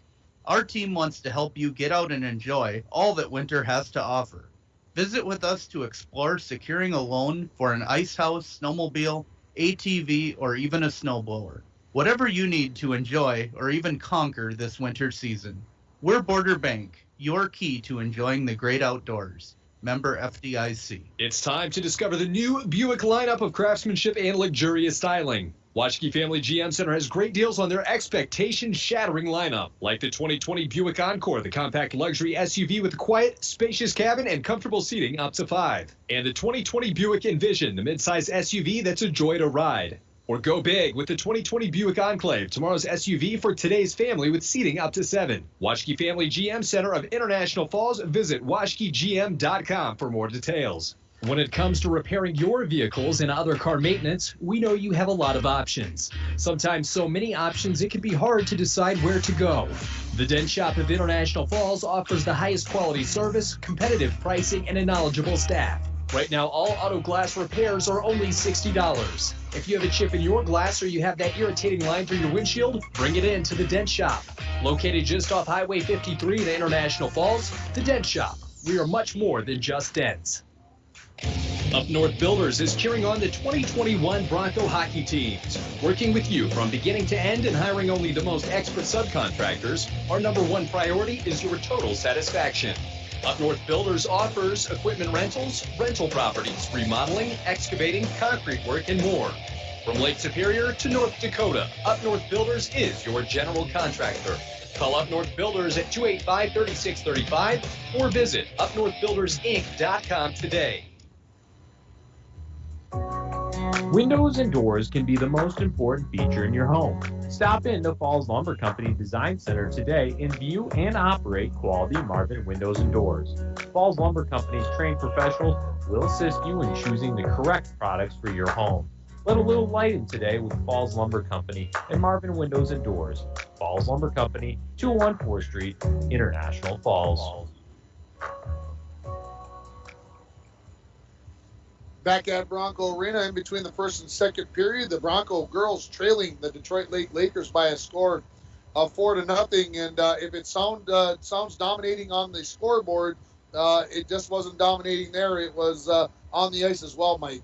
Yeah, I'll come right out and say tough period for the Bronco girls. They looked a little step slower than they did the other night, and maybe, I guess, guessing instead of playing again. They get back to, okay, I don't want to make a mistake. I did see a few good things, but overall, the girls will even admit they're in the locker room right now trying to figure it out. Bad period for the girls. Yeah, and I was thinking the same thing. Is it that they looked at much slower than the other night, or is it something else? And it just looks like maybe the end of a long week or something. You just never know. And you had a game Friday, and then you go to Crookston Tuesday, and you just don't know sometimes how you react. Yeah, high school kids. I mean, that's what happens. Maybe maybe had a tough week at school or a tough week on the computers or whatever, and that can bring into your athletic background. I mean, when I played, I didn't have a good night every night, and when I got done, I had to look myself in the mirror, and if I didn't, then I better be better the next game. So hopefully they all take a little look in the mirror in the locker room, and they'll come out and play harder this second period. Does it come down to it? Like I said, it almost looks like Detroit Lakes has more zip, more step, more skeet in there right now. They're just winning the race to every loose puck. They are, and one thing I can notice a little more is the Detroit Lake girls, they've been playing a lot longer. They probably started out in second, third, fourth grade, and again, a lot of our Bronco girls started playing hockey about 2-3 years ago. So what the Bronco girls are doing is really impressive for the amount of time they played, and they're going to keep getting better, Ringer. But they're still a fun team to watch. Well, if you look at the International Falls Broncos, they skated basically 2 forward lines. Mm-hmm. They had 7. They rotate their right winger on the second line, 4 defensemen. Of those 11 players, 4 of them are 8th graders. There you go. Now you look at Detroit Lakes, they've got 1 8th grader, 3 juniors on the first line, 2 seniors and an 8th grader, and you can just tell there's a difference in the physicality out there right now. Maturity and the stride. I mean, number 19, boy, she's got really strong, powerful stride. I watched that, and she's been going at it for a while. So, again, nothing to be embarrassed about. Just a tough period, and again, something to work off of. And heck, I enjoy watching these girls, and they'll get better. You might recall last Friday night when we were here, the Broncos trailed 4-1 after the first period. Yeah. And cut it to 4-3, and it was 4-3 with 5 minutes left, so don't sell these girls short. That's a great point, and I guarantee you Coach McDonald and the rest of the staff are bringing that up. Hey, we were down 4-1 the other night. We got to get that next goal and get back in this. We'll take another break. We'll come back with more here from Bronco Arena. You're listening to Bronco Girls Hockey on K104 and watching on yourliveevent.com. It's time to discover the new Buick lineup of craftsmanship and luxurious styling. Washke Family GM Center has great deals on their expectation-shattering lineup, like the 2020 Buick Encore, the compact luxury SUV with a quiet, spacious cabin and comfortable seating up to 5. And the 2020 Buick Envision, the midsize SUV that's a joy to ride. Or go big with the 2020 Buick Enclave, tomorrow's SUV for today's family with seating up to 7. Washke Family GM Center of International Falls. Visit washkegm.com for more details. Once upon a time in a convenience store, a woman asked, which zero-calorie drink will I like more? The cashier said, I have a thought. Coke Zero Sugar always hits the spot. The taste made her heart fill with laughter, and with her Coke Zero Sugar, she lived happily ever after. Coca-Cola Zero Sugar, unbelievably delicious.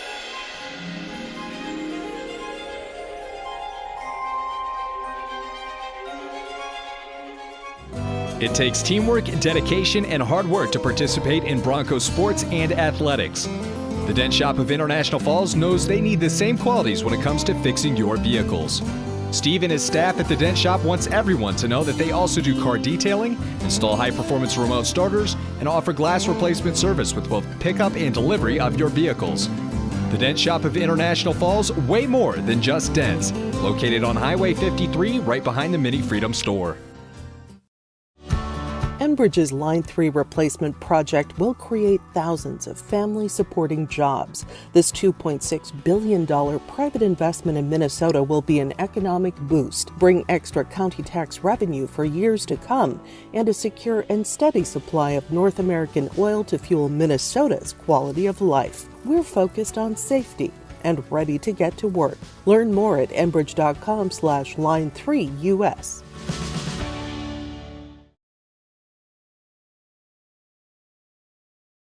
4-0, and Mike, you think you can get those names down and give us the scoring from the first period for the Lakers? I'm going to use the sheet that you got. And, absolutely. Should be a lot easier. And a big period by number 19. Very impressive player. She picked up the first goal for Detroit Lakes. Her name is Addie Strand, with the assist going to number 3, Maddie Olson. Detroit Lakes scored again just about a minute later, and this time it was Maddie Olson who picked up the goal, with assists from Emma Coley and number 9, Ella Hess. And that combination kind of worked out again for their third goal of the period as number 5. And where's that one at? There she is, Cadence Thorsteinson. There you go. And, picking up the assist again was Coley and number 9, Hess. And then on the last one, number 16, Justison. Okay, she picked up the goal with assist from number 19, Addie Strand, and there's that Coley girl again. Emma got 3 assists in that period, and again, I thought her and number 19, Addie Strand, were the 2 best players on the ice. Yeah, Hess, she's got 2 penalties and 2 assists already. Yeah, she's all over. She's been busy. Yeah, she's just got the Bruce Ramoine hat trick, maybe. I was going to go to the Gordie Howe, but I like that you went to the Rabs. Well, we got to reference Rab a little bit. You know, him and Amy lived in DL for, I guess, 25 years. Yeah. Right around that point, and I always got to give my buddy Rab a hard time. We'll take another break, and we will come back with the start of the second period. The Broncos trailing by a score of 4-0. You're listening to Bronco Girls Hockey on K104 and watching on YourLiveEvent.com. Once upon a convenience store, a woman asked, which zero-calorie drink will I like more? The cashier said, I have a thought. Coke Zero Sugar always hits the spot. The taste made her heart fill with laughter, and with her Coke Zero Sugar, she lived happily ever after. Coca-Cola Zero Sugar, unbelievably delicious.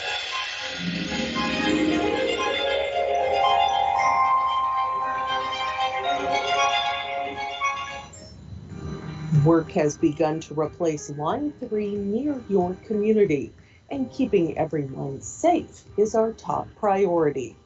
We have established robust COVID-19 safety rules for our workers, and when they're not at work on our project, they're advised to follow local health guidelines because we all want everyone home safe. For more information, visit enbridge.com/line3US. Voyagers is a water-based park. You cannot drive a car to see Voyagers. You have to use some form of water transportation, and Rainy Lake Houseboat is one of the finest ways to see it. That's right, Bill. Voyagers National Park, along with Rainy Lake, are right here in the borderland. You can plan your next Minnesota vacation destination this summer at Rainy Lake Houseboats. Enjoy the beauty and wildlife in a relaxing setting. Call the Dohertys at 218-286-5391 to help set up your next family getaway. Manco Trucking of International Falls is proud to be sponsoring our Little Fork Big Falls and International Falls student athletes. Manco Trucking is the perfect solution to all your hauling needs. Whether you have a big load or a small load, Manco Trucking will get it done. For all your truck and trailer repairs, plus backhoe and dirt work, contact Manco Trucking at 283-3898.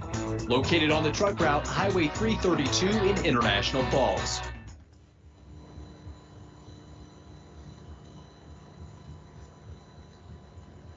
Thank you.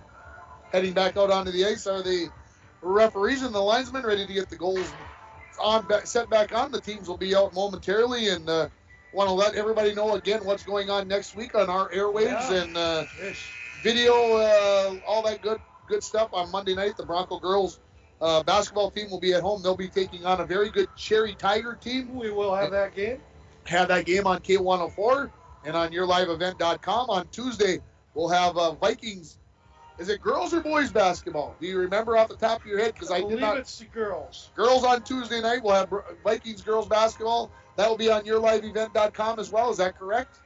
You're the boss. I don't know. I believe so. Okay, and you and I will be down in Hibbing as with the Bronco boys. That will not be on. That will not be on YourLiveEvent.com. We'll be on KGHS 95.3.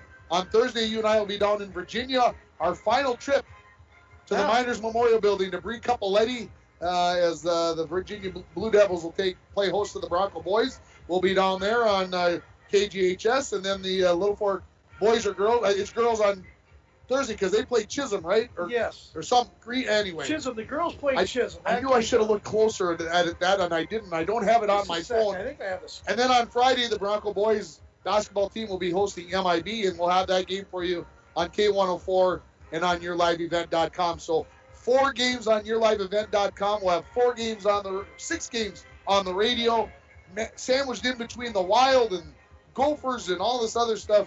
It's a great time of the year. So Diana, I'll see you on March 18th. And then you're leaving right in the middle of the playoffs. I think the playoffs aren't starting until the end of March, is what I'm getting. No, about the 20th. Really? Here, I'm going to look at my. Maybe I get my brother Jared to go with you. Hey, there you go. He's goofier than I am, so we'll put Gerald with you. All right, here we go. The final games of the year, like the 15th. Playoffs start like the 18th because the state tournaments are like 1, 2, 3 of April. So they are going to be there. Okay, I was told there might be like tentatively. We'll see. Week and a half delay for playoffs. So we'll see. That's about that, yeah. Tell you what, you got to get through January 1st, right? See if we survive. Right off the faceoff, Emma Erickson ready to skate into the zone and somehow overskated that puck out to center ice. Herbert throws it into the Lakers zone. Puck sitting just inside the blue line. Now at the center ice. And the Lakers have it. This is Burhans. Gets it into the Bronco zone where the loose puck will be picked up by Erickson. She fires it out. Try to hit Bernsey on the fly, and that's going to be out of her reach. And it'll be an icing call 30 seconds into the second period with the Broncos trailing 4-0 on your Rainy River Community College scoreboard. Start your voyage at Rainy River Community College. Your future awaits you right here in your own backyard. RRCC. Give them a call, 285-7722. I even shortened that one up a little bit for you. Yeah, you got that here, and just it doesn't sound right to me, but we'll work on that. We'll get you to work there. Face off won by the Broncos. Erickson skates it out of her own zone. Head of steam into the Lakers zone. Good poke check there by Olsen, knocks that away. Picked up by Herbert right out front, and a good opportunity for the Broncos. That is number 11, Lila Wood, who had the opportunity, and she paid the price. She got treated like a guy out in front. As she went to put that puck, she got knocked to the ice. Well, Lila had 2 goals in the JV game. So. That's probably why she's out there ready to put one into the net. Yeah, would that have called it as a hat trick? Well, no. Erickson from out of her own zone. Head of steam down the far side of the ice. Crosses over. Pushes it through, and it goes into the corner. Her and Coley battle for the puck. Erickson comes away with it. Skates back towards the blue line. Eyes up. Backhands one. Wood waiting out in front. Puck never got to her, as going back the other way now is Hess. She's into the zone looking for the Gordie Howe hat trick, and she puts one on to Caradice, who covers it up. 15:30 remaining in the second period. 4-0. Detroit Lakes leading the Broncos, and the two players that got the coincidentals, Hess and Crosby, finally get to go to the back onto the ice. So Hess back in there. She wasn't. I must have had my nines. Home, Hess. Yeah. She wasn't being out to the point. This puck gets all the way out to center. Skating back to pick it up is Stadelman. Stadelman up along the far wall. Pushed towards the zone by Burns. Is it okay if I call her Burnsy? I feel like that's what I want to call her, but bring back some good memories. You can call her Burnsy. Lakers send it into the zone. Back to pick it up is Wade. Wade around her own net along the near side. She gets knocked down for her efforts, and the puck keeps floating down back into the Lakers zone where Stadelman will skate back to pick that up. Broncos are going to come in with an aggressive forecheck here. Stadelman finds a way through. Then coming across his shoulder to knock it away. Burns knocked down as she tried to pick up the puck. A couple of players run into each other. There's the puck comes loose. Stadelman has it. Stadelman left that off for Thorsteinson. Off of her stick to the near wall. Big collision there between a couple of players. Puck pushed out to center ice by the Lakers. This is Pavic. Pavic into the zone. First time I've got a chance to say her name. Her centering pass goes right on the top of the crease all the way to the far wall. Thorsteinson throws one towards the net. That's off the mark as the Lakers are changing personnel. They backhand one into the zone there off the stick of Strand. Bowles tries to push it out of the zone, but that's knocked away and pushed all the way around by Cunningham. Broncos clear the zone. This will be an icing as it gets to the goal line, and it stops the clock with 14:01 remaining in the second period. Score remains the way it was after the first period, 4-0 in favor of Detroit Lakes. This time all brought to you by Nagurski Transportation. Nagurski Transportation, moving your products safe and fast. Nagurski Transportation is always looking for new professional drivers to join their team. Hey, call Nagurski Transportation and maybe find a new career in trucking. Interesting. That'd be fun. Could be. Drive around. I don't know if I want to drive around in the snow, but maybe, you never know. Lakers win the faceoff. Hess from the point. She throws a quick wrister up there that's eye level and goes all the way to the end wall. Picked up off the end wall by Olsen. Tries to go in behind the Bronco net. That's knocked away there by the Broncos. Valentine looks to clear it out, but she can't. Kept in at the point by Strand. Picked up by Coley. Her backhand shot deflected by Herburn. Loose puck in behind the net. This is Justison. Justison out to the point. Strand throws one there that's deflected wide of the mark. Comes into the corner to Coley. Hess at the point. Quick wrister. Just goes wide of the far post. As the Lakers continue to apply the pressure here. Kept in at the point by Strand. Her wrister from the point. Caradice. Kick save to the near wall. Hess slap shot off the rebound into the body and the blocker and the pads and all that stuff there that Caradice has on. She covers it up and gets a stoppage with 13-14 remaining in the second period. 4-0 the lead for the Lakers, 22-5 in shots on goal. And Caradice has been good as ever. A solid goaltender. She makes all the first stops, Ringer. It really has been the rebounds that have gotten her into trouble tonight. Face off to her right. Pushed right towards Caradice on the faceoff by Sydney House. The senior made no mistake. She caught that one perfectly and slammed it right towards Caradice, who was aware and on top of that one. So we'll do it all over again.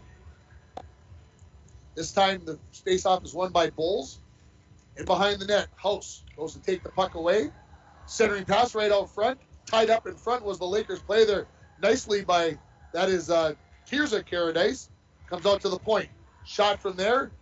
Caradice had the initial save, couldn't cover up the rebound off the shot there by number 4. That's Burhans, and now the Broncos will send it all the way down. They'll get an icing call, and we'll come all the way back to the left of Naomi Caradice for a face-off in the Broncos zone. Now, I see more noticeably tonight, Kaylee Scholler playing a very good game. She's been kind of all over the ice. Not afraid of anything. She goes right into the boards, and she mucks it up pretty good. If you can do that at the girls' hockey level, that makes you that much better of a player, you're going to get more loose pucks that way. Broncos win the faceoff. Valentine tried to clear the zone. Stadelman kept it in. Her wrist shot never got on the mark. Puck is in the near corner. Centering pass for the Lakers. Backhand shot by Thorsteinson. Goes wide and into the corner. Picking it up there will be Cunningham. Cunningham, pass behind the net, picked up by Erickson. She comes up along the near wall, head of steam. Red line, blue line. On her backhand, makes a move, stops, tried to pop, couldn't drop as it came away from her. Backhanded pass there by Butts goes to the far wall and out to center where Herberg has it. Herberg, cross ice, gets it onto the stick of Butts. Butts sends it in, and the Broncos will dump and chase after it. Stadelman will get there first for the Lakers. She goes to the far corner. Thrown along, sent out to center ice by McDougall. Picked up at center by Erickson as she turns, and this will be as maybe the most deliberate icing I've ever seen in my life. As Erickson had it at blue line, and she just winged that thing to the other end, said, I am going to the bench. Yeah, I'm tired. I don't care what I'm not putting up with it. I don't know if she ever calls her dad as a coach on the bench, but Dad, I'm gassed. Yeah, that's right. 11:46 remaining in the second period. 4-0 Detroit Lakes leading on your Rainy River Community College scoreboard. Bulls with the face-off win. Caradice has it. She gets trapped in the corner by the Lakers. Puck comes loose along the half wall. Now pinned up there is 3-4 players. Jostle, I don't even think they're concerned about the puck. All they're doing is pushing each other. 20 years ago, you never saw. No, well, you the girls wouldn't be that aggressive. No. I think it's unless their last name was Bolstead, of course.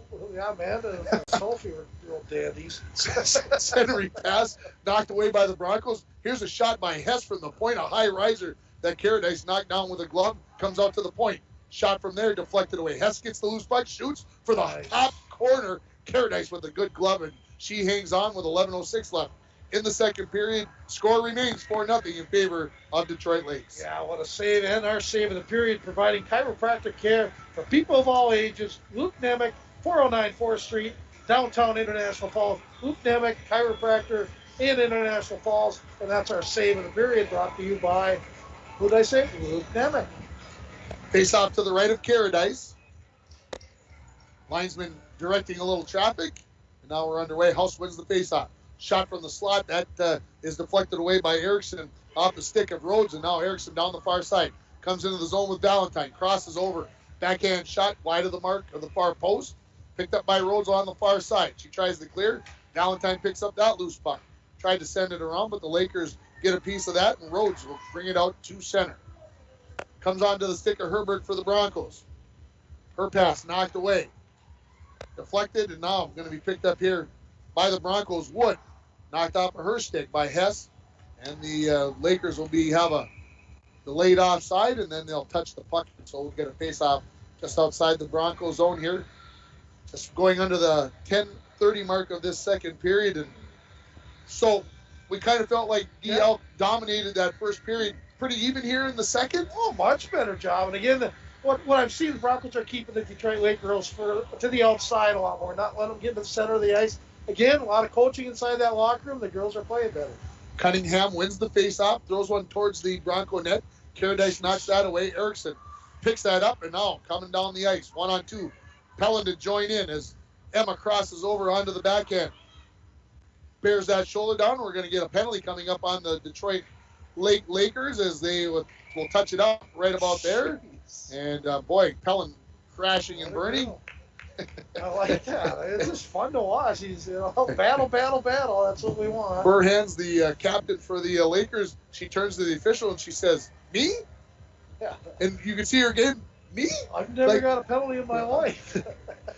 You got the hook in there, and so this penalty at the 6:55 mark.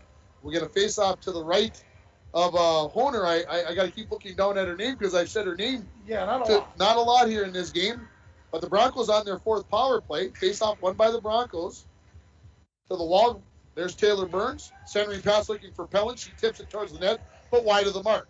Pellin chases it down behind the goal, throws it in the corner where Erickson has it. Erickson, strand battle for it. Centering pass hit the back of the net. Erickson picks it back up again.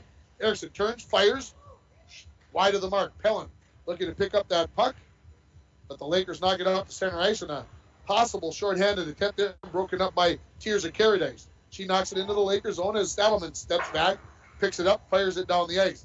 It'll be a race for the puck, and Paradise will win it as she comes out of her own net, gets it out to center where it steps over the stick of Pellin there. As I was going to say, she's got possession, and now the Lakers have it, and they send it all the way down.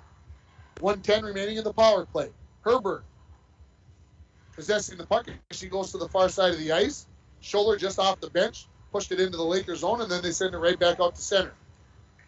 And now they'll send it all the way down as Naomi steps out of her crease, looking for a pass here for Butts.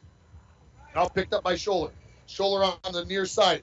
Tries to backhand it in the zone. Hess knocked that away and right back into the Broncos zone. Herberg will race after that. Just in front of a hard skating Coley to the far corner to Lola Wade.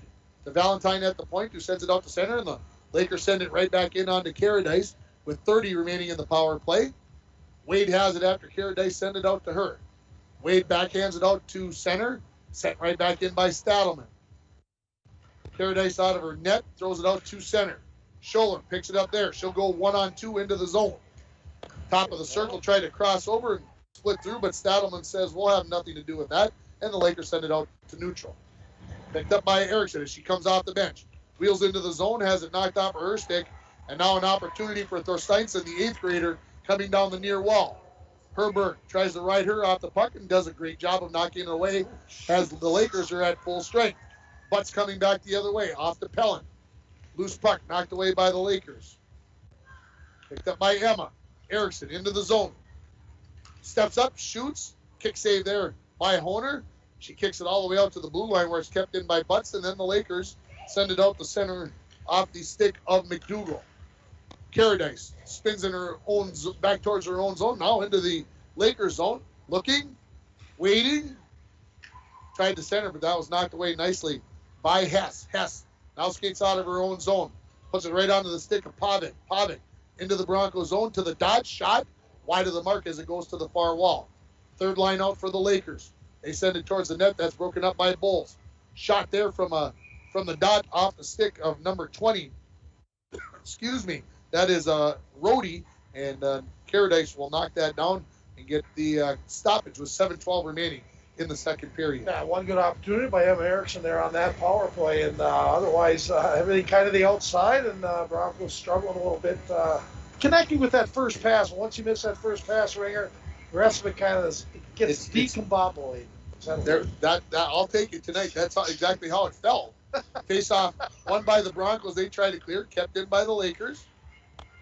This is This is Burhans who knocks it into the corner. Sharp angle centering pass off the stick of Pavic, and Paradise says take no chances, cover that up, and we'll get some fresh defense out here as Herberg and Erickson will come off the bench replacing Wade and Paradise. Yeah, lots of ice time for those 4 young defense girls. I guess that's the best way to put it. I call them defensemen. I don't think there's any offense there. Is there? There isn't. No, not at all. I mean, no, there's not. Just like a snowman. It's a snowman.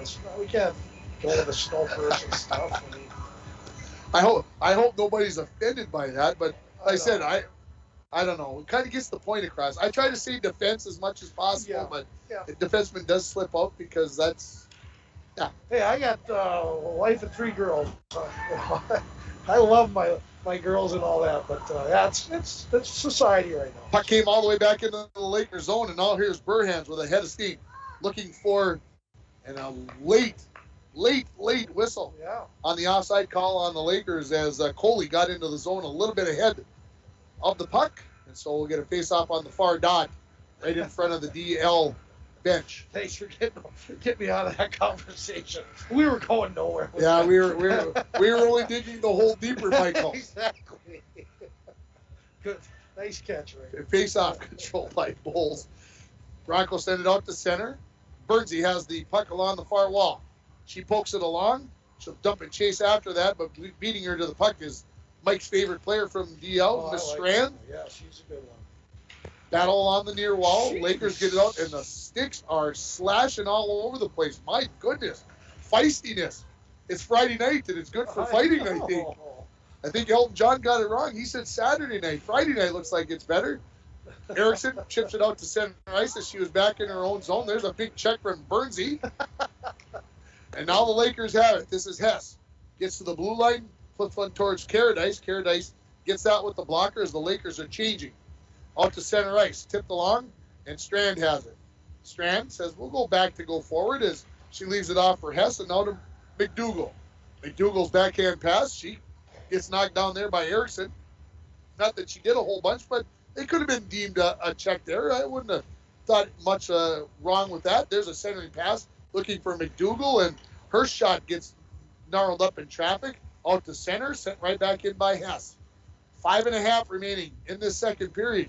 Score remains 4-0 as it was at the end of the first period. Hess at center ice for the Lakers. She sends it into the Broncos zone where Erickson will skate back to pick it up.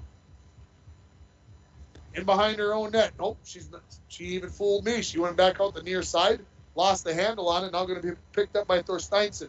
Her shot goes wide of the mark, comes to the near half wall. Trying to clear the zone there are the Broncos, but it's kept in by Burhan. She'll send it into the far corner.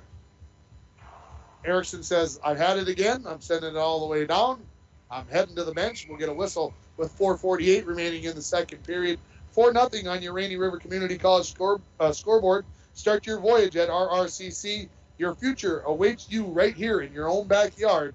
Rainy River Community College in International Falls, 285-7722. Lila Wood out there again for another shift. Probably well-deserved. She played well in that JV game, and that's what you do is you reward them by getting some ice time in the burst. She'll get one period, and that's all she'll get, but that's all right. Make the most of it. Face-off controlled by the Lakers. They throw one towards the net after some shenanigans in the slot, and it's off the stick of house. Caradice gets the save, and we'll get a face-off to her left. Could be one of the more physical games we've seen after a while. Wow. It's not so much like whatever, but it's the chopping and stuff away from the puck and taking shots at each other. Good hard angle shot there by Burhans. Goes wide of the mark. Sent towards the net. There's a rebound. Saved by Caradice off the stick there of Pavic. And wow, Pavic was all alone. She tried to go top shelf, and Caradice threw up the glove arm and got a piece of it. In behind the Bronco net. Backhanded shot there by Pavic, and that goes wide of the mark. Along the near wall, out to the point, kept in by Burhans. Burhans throws it in behind the Bronco net where Wade backhands it around to the far half wall. Pitching in is Stadelman. She throws one towards the net. Puck is going to get out of the zone as the Lakers were changing. They didn't want to get too many men on the ice or too many women on the ice, and we'll leave that alone right there. That's enough. And the turnover in the zone as coming up with the loose puck there was Bulls. She'll head to the bench after backhanding it in behind the Laker net. Stretch pass out here, possible 2-on-0 for Coley. She comes in, shoots, saved by Caradice as she covers up the rebound. Nice job by Bailey Herberg. Bailey Herberg, amazing effort to get back, forcing Coley to the outside, not giving her the room that she needed, and Caradice is going to save that all day long. And got a good replay on that one. You're right. She's right down the center of the ice and hustled back to get there, and good job by Dwayne on the instant replay, and a good job by the cameraman giving us that second look. Face-off control by the Lakers. Hess waits, throws one up high, hit Erickson in front, and deflects into the back of the net. It looked like it hit Erickson on the bottom of her arm, and it went right through the 5-hole on Caradice as it was up at eye level. And it's 5-0 Detroit Lakers. Looks like Nine's going to pick up that goal, and I believe that's Hess, right? That'll be Hess, and that will be the Gordie Howe hat trick. Bruce Havoy hat trick.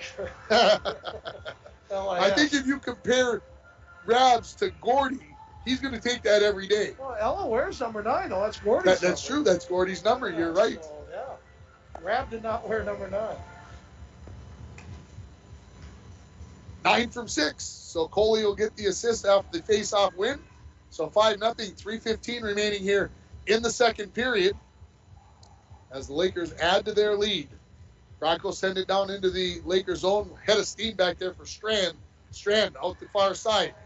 Good poke check there by the Broncos. Crosby getting the turnover, but Strand comes back to pick up the loose puck. Puck in behind the Lakers net will go to the far corner. Burns the first one there. She's pinned along the boards, and the Lakers take it away. This is Coley. Coley leaves it off here for Justison, who comes into the zone with it, and we get a whistle and a penalty. This is going to be a checking call, and this one is going to be on Justison. So the Broncos will go on their 5th power play, if my memory serves me correctly. I believe 4 of the 6 penalties have been checking. You don't see that very often, but very aggressive, and that's good. I mean, both teams do it, and you can just see how girls hockey has expanded into that part of the game, and I think it's great. So the Broncos go on the power play here with Bowles, Erickson, Pellin, Herberg, and Wade. So 3 defensemen out there for the Broncos, and they're all looking at each other like, who's supposed to be up on the forward line? Erickson, get up there, just do it. We haven't done this in practice yet, Coach. Oh, they're not gonna be happy here. Herberg's gonna head. Now we gotta send out a forward. So we'll send out Scholler. Face off one by the Broncos. Erickson has it. She skates back towards the blue line. Backhands one into the corner. Burhans to pick that up. She gets checked there by Pellin with a nice elbow. Goodness gracious. No penalty there. Stadelman gets it out of the zone. Wade knocks it right back in. Stadelman says, I'll send it back down. Caradice out of her net. Jeez. Erickson slowly in behind her own net. Crosses over in front of the net. And now ahead of steam into the neutral. On her backhand into the Lakers zone. Drops the shoulder again. Shot. Save. Nice one there by Honer. And I want to say that's only about her second one of the second period, as the Broncos had 8 shots on goal. I don't remember what it was. I think it was 19-4. So they've got 4 shots, actually. If I quickly do the math, go ahead. Yeah, that was a great job. That's going to give you an energy play of the game right there. I mean, just saw when she dropped her shoulder, puck protection, did everything right. Our energy play of the game is brought to you by Canner Electric for all your electrical needs, both commercial and residential. Canner Electric at 500 4th Street in International Falls. Off the face-off, the puck is in behind the Lakers net, going to be picked up there by Hess. Hess lays on the brakes, turns, tries to clear the zone. Minute 5 remaining in the Bronco power play here. Minute 40 in the second period. Erickson picks up the puck after the Lakers cleared it all the way down. She races out to center ice. Crosses over before getting into the zone. Let's go with a wrister. Down low. Kick save there by the goaltender Honer. And the Lakers send it all the way down with 80 seconds remaining in the second period. Caradice out of her net to leave it there for her teammates. And this is going to be her sister, Tirza, knocked off of her stick by Coley, and Tirza will chase down the loose puck. Try to throw it up along the wall, but Coley will take that away. Skates in from the corner. On her backhand, tries to lift it up just over the top of the crossbar with a minute remaining in the period. 20 in the power play. Trying to push that along was Butts, but she has it knocked off of her stick. Erickson picks it up, cross ice for Caradice. Caradice up along the far wall. Waiting, now gets it into the zone, and Strand sends it back out right into the body of Valentine, who pushes it towards the net. Loose puck. Shot from the wall by Caradice, goes wide of the mark. Now picking up, this will be Hess as the Lakers are at full strength. Hess, from her defense position, brings it into the zone. Erickson picks up the loose puck and hits a person, goes right towards the net, and Hess was looking for another goal, and that shot goes wide of the mark. Kept in by Coley. She skates into the slot. On the backhand, pushes it towards the net, knocked away by Erickson. Off the wall, sent all the way down by the Broncos Wood, and we're going to get an icing call with 4.5 seconds remaining, and I'm getting a little thinking about the Wild last week when they took that icing penalty or icing call with 4 seconds remaining in the period, and the Kings ended up scoring a goal off of that. They did. That was a Dumba mistake who made that icing. But speaking of the Wild, Zach Parise scores his first goal of the season, and the Wild lead 2-1 after 2 periods against Devin Dubnyk in the San Jose Sharks. Ooh, right off the face-off, a quick shot there by number 15, Stadelman, and then an opportunity after the buzzer goes into the net, and the score will remain 5-0 after 2. We'll take a break. We'll come back with more from Bronco Arena. You're listening to High School Girls Hockey on K104 and watching online at yourliveevent.com. It's time to discover the new Buick lineup of craftsmanship and luxurious styling. Waschke Family GM Center has great deals on their expectation-shattering lineup, like the 2020 Buick Encore, the compact luxury SUV with a quiet, spacious cabin and comfortable seating up to 5. And the 2020 Buick Envision, the midsize SUV that's a joy to ride. Or go big with the 2020 Buick Enclave, tomorrow's SUV for today's family with seating up to 7. Waschke Family GM Center of International Falls. Visit waschkegm.com for more details. It takes teamwork, dedication, and hard work to participate in Broncos sports and athletics. The Dent Shop of International Falls knows they need the same qualities when it comes to fixing your vehicles. Steve and his staff at the Dent Shop wants everyone to know that they also do car detailing, install high-performance remote starters, and offer glass replacement service with both pickup and delivery of your vehicles. The Dent Shop of International Falls, way more than just dents. Located on Highway 53, right behind the Mini Freedom store. Enbridge's Line 3 replacement project will create thousands of family-supporting jobs. This $2.6 billion private investment in Minnesota will be an economic boost, bring extra county tax revenue for years to come, and a secure and steady supply of North American oil to fuel Minnesota's quality of life. We're focused on safety and ready to get to work. Learn more at enbridge.com/line3US. Once upon a time in a convenience store, a woman asked, which zero-calorie drink will I like more? The cashier said, I have a thought. Coke Zero Sugar always hits the spot. The taste made her heart fill with laughter, and with her Coke Zero Sugar, she lived happily ever after. Coca-Cola Zero Sugar, unbelievably delicious.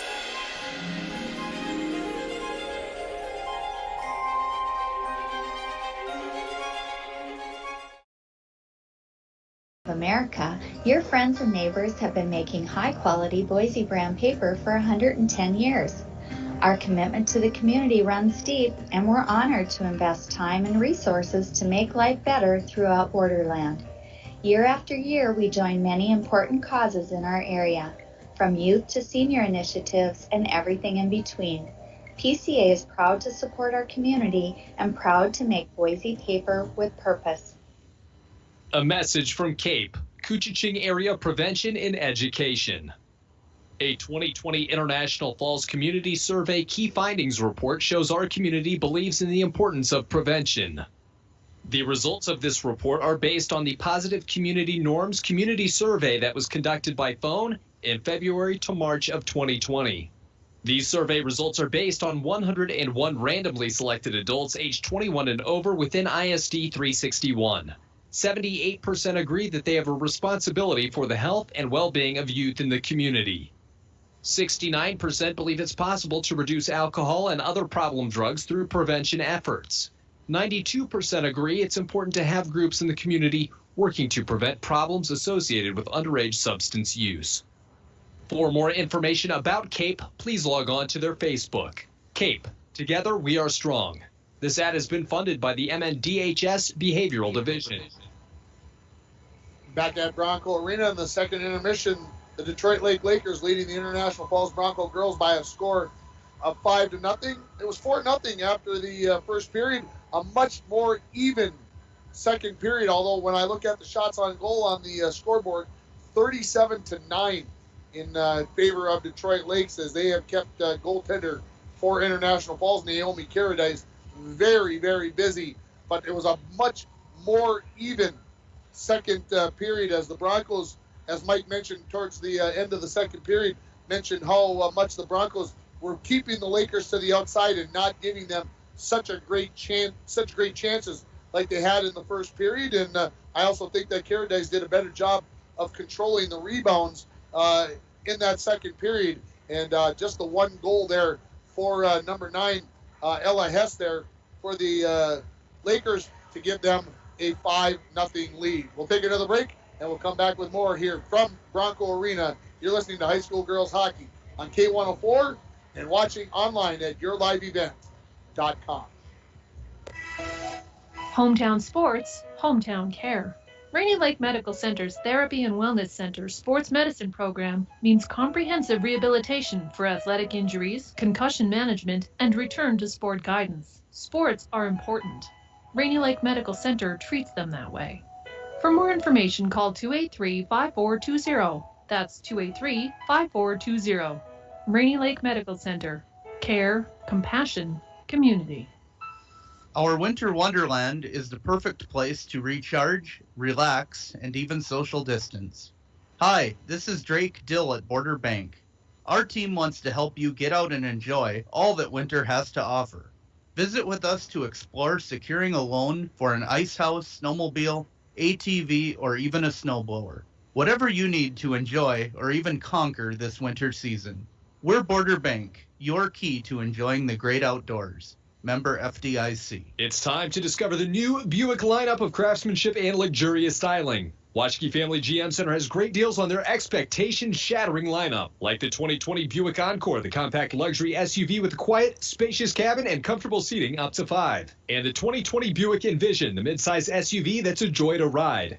Or go big with the 2020 Buick Enclave, tomorrow's SUV for today's family with seating up to 7. Waschke Family GM Center of International Falls. Visit waschkegm.com for more details. When it comes to repairing your vehicles and other car maintenance, we know you have a lot of options. Sometimes so many options it can be hard to decide where to go. The Dent Shop of International Falls offers the highest quality service, competitive pricing, and a knowledgeable staff.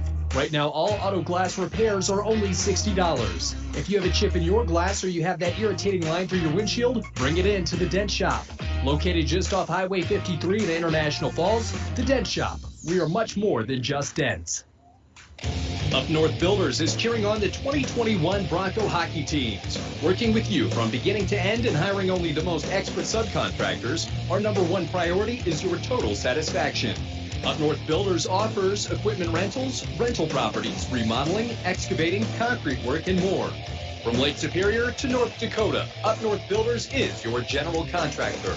Call Up North Builders at 285-3635 or visit upnorthbuildersinc.com today. Back at Bronco Arena in between the second and third period, 5-0 Detroit Lakes leading the Bronco girls. Yeah. What'd you find out? Well, I found out they're the same cheerleaders as last night. They're in different uniforms? You know, that's what I noticed. There's something wrong with you and me. I think we've known this forever. We just pick out such little material things that really don't help us in life. But I'm very, because I knew those were different. You know those were different. I would say that's why I thought they were they were the basketball cheerleaders. Yeah, the other 98 people in this arena tonight had no idea that they had changed uniforms. I even brought it up, and the coach started laughing at me. She goes, "You're right. How did you know that?" I said, "I don't know. It sounds pretty creepy to me." But anyway, what a good, wonderful group of kids. I mean, they're really into it. They love being cheerleaders, and a lot of passion over there. And the girls are having fun, and real delight talking to them all. I'm sure you know most of them in your classes. But let's talk about the teams that are in the locker room. Talk about what the Broncos are saying about what they like that happened in the second period and what they would like to see happen in the third. Well, I was talking to a few of the coaches and stopped real brief and said, keep up the good work is what I do. And just kind of a little shake of the head. And, they've run into a little bit of a buzzsaw. There's a lot of depth on that Detroit Lakes team. They got 5 or 6 players that can go and move the puck and get her down the ice. Broncos haven't seen that yet, and I think it's also a good learning tool. Again, I know I say that quite a bit, but this is where you girls want to be in a year or two. I mean, a lot of seniors and juniors on Detroit Lakes.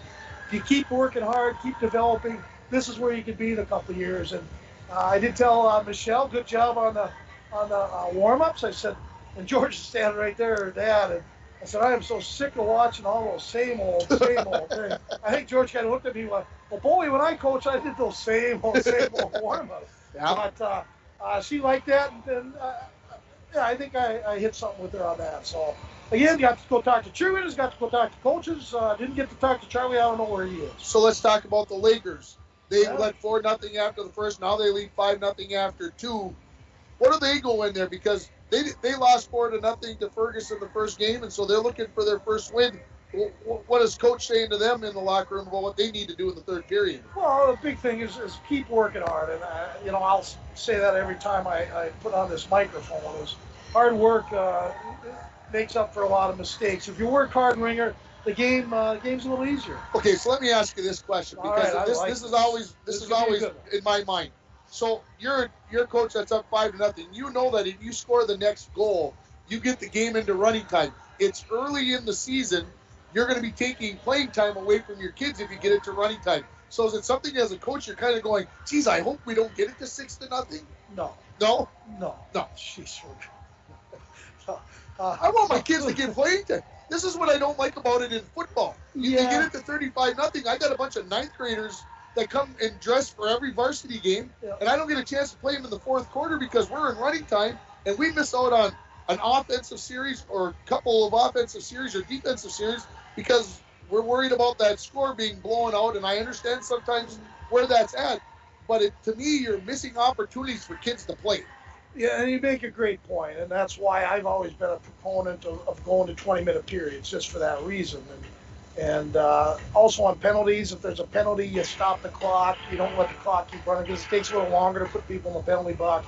There's a couple rule changes that they should probably look at for the development of the game. And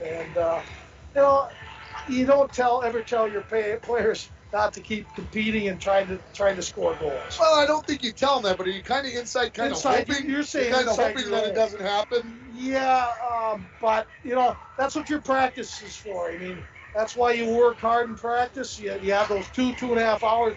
And then the players that maybe play on the 3rd and 4th lines, I hope they're getting a lot of JV and practice time too. Because there's like a 4-hour window for both varsity and junior varsity. And I guess during a game is not the time as much to work on skill development. It's more on teaching and reminding them to keep working hard and use the things you learn in practice in the game. So great point, Ringer. Great question. But I guess the only way I can answer is no, you don't hope it doesn't get to 6-1. Let's take a final break here. We'll come back with the third period. You're listening to Bronco Girls Hockey on K104, and you're watching on YourLiveEvents.com.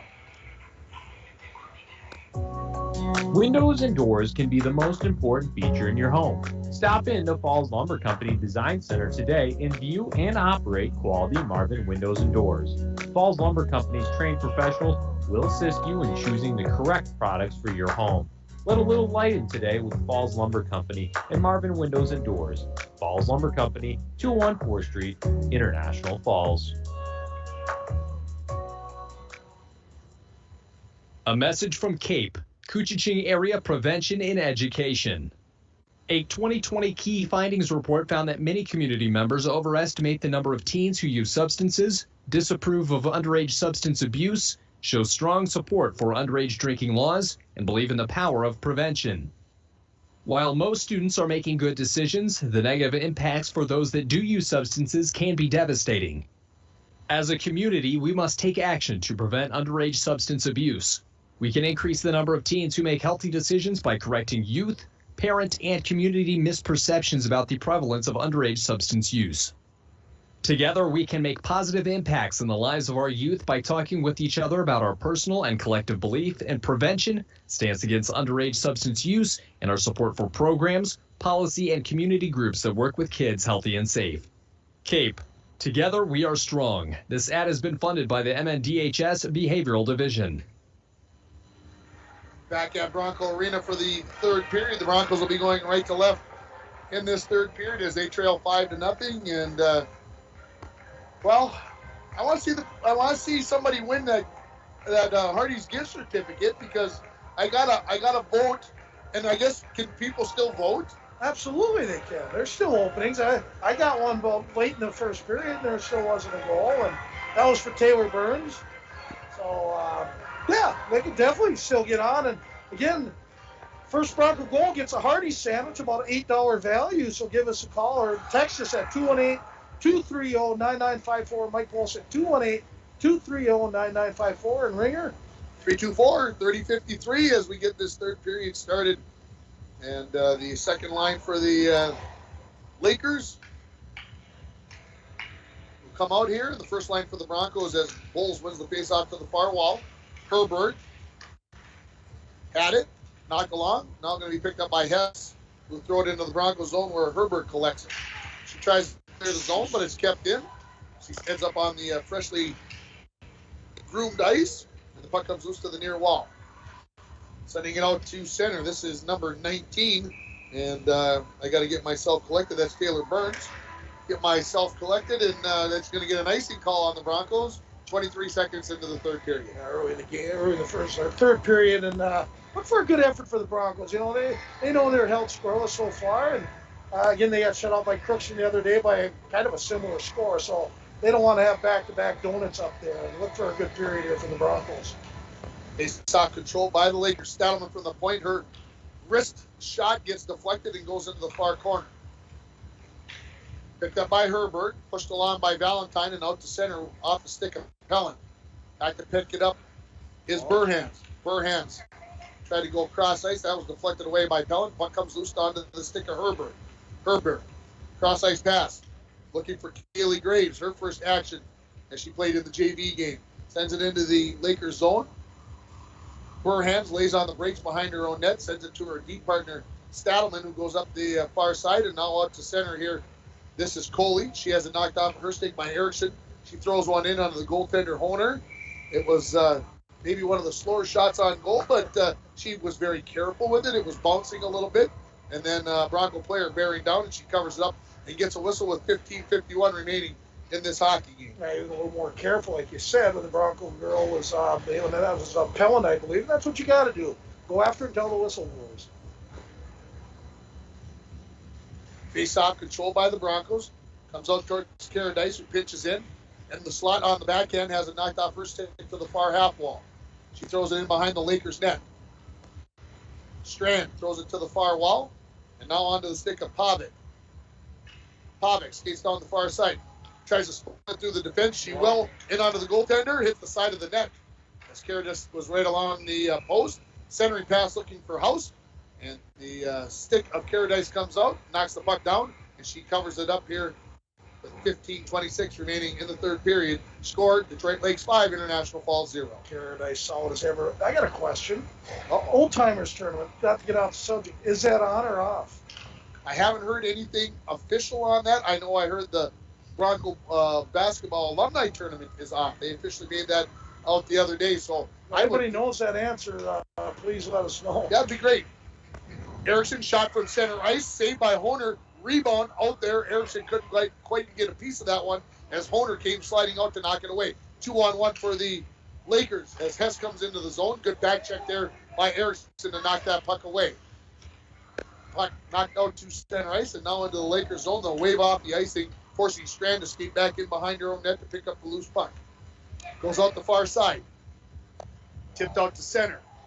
Race for the puck. This is Wade with it. Throws it off the wall. This is going to be picked up by Cunningham. Her one-timer didn't get all of that one. Loose puck picked up by McDoodle. Skates in and caught that one up high. Did Caradice. She knocked it down. Couldn't cover up the rebound as the Lakers maintained possession. Valentine gets it out of the zone as the puck will be picked up there by Stadelman. Stadelman skates into the zone. Gets pitched off along the wall there by Bowles very nicely. Not rudely like we've seen earlier in this hockey game. Puck knocked to the near half wall where Bowles has it.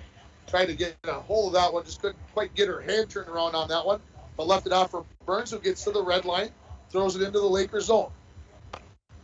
Burhans in behind her own net, gets it past shoulder to Stadelman. Burns throws it back in behind the net, shoulder. Centering pass looking for Bowles. That's knocked away by the Lakers into the near corner, and now Burhans gets it to center ice. Been picked up there by Maddie Olson. Olson into the Broncos zone. Wrister. Caradice comes out, scoops that up as it was off the mark. And we'll get a face off to her left. 13:43 remaining in the third period. Shots on goal, 41-10 in favor of the Lakers. The Broncos have to get the puck out of the zone, create a few opportunities, and again, keep working hard, Ringer. Get that first goal of the period and see what happens. Face-off taken by Graves against the other number 6, Coley. It's won by Coley, and a quick shot by Olson that's covered up by Caradice. But again, play games like this too. You see how fast the game can be. It's all teaches you to get a little better and a little faster. So another face-off win. Olson skates into the slot, backhands one towards the net. Driving towards the net was Coley, but she was tied up by Erickson, who sends it to the blue line.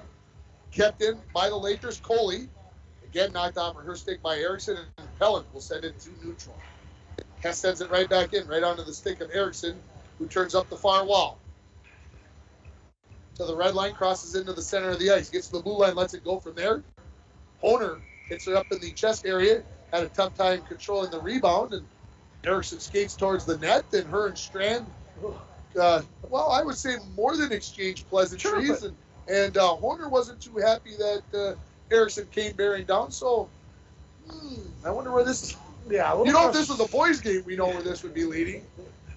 Yeah, a little frustration out of Erickson. I don't blame her. She doesn't like to lose that one. She very competitive. No. She's one of those middle kids. They don't get that. Ooh, there's a slap shot that hits House in the backside. Erickson picks up the loose puck, backhand, scoops it. Oh, Bernsey on the backside on the rebound, missed it in putting it into a wide open net and being the first goal of the game for the Broncos. Puck along the far half wall. House gets it out to center.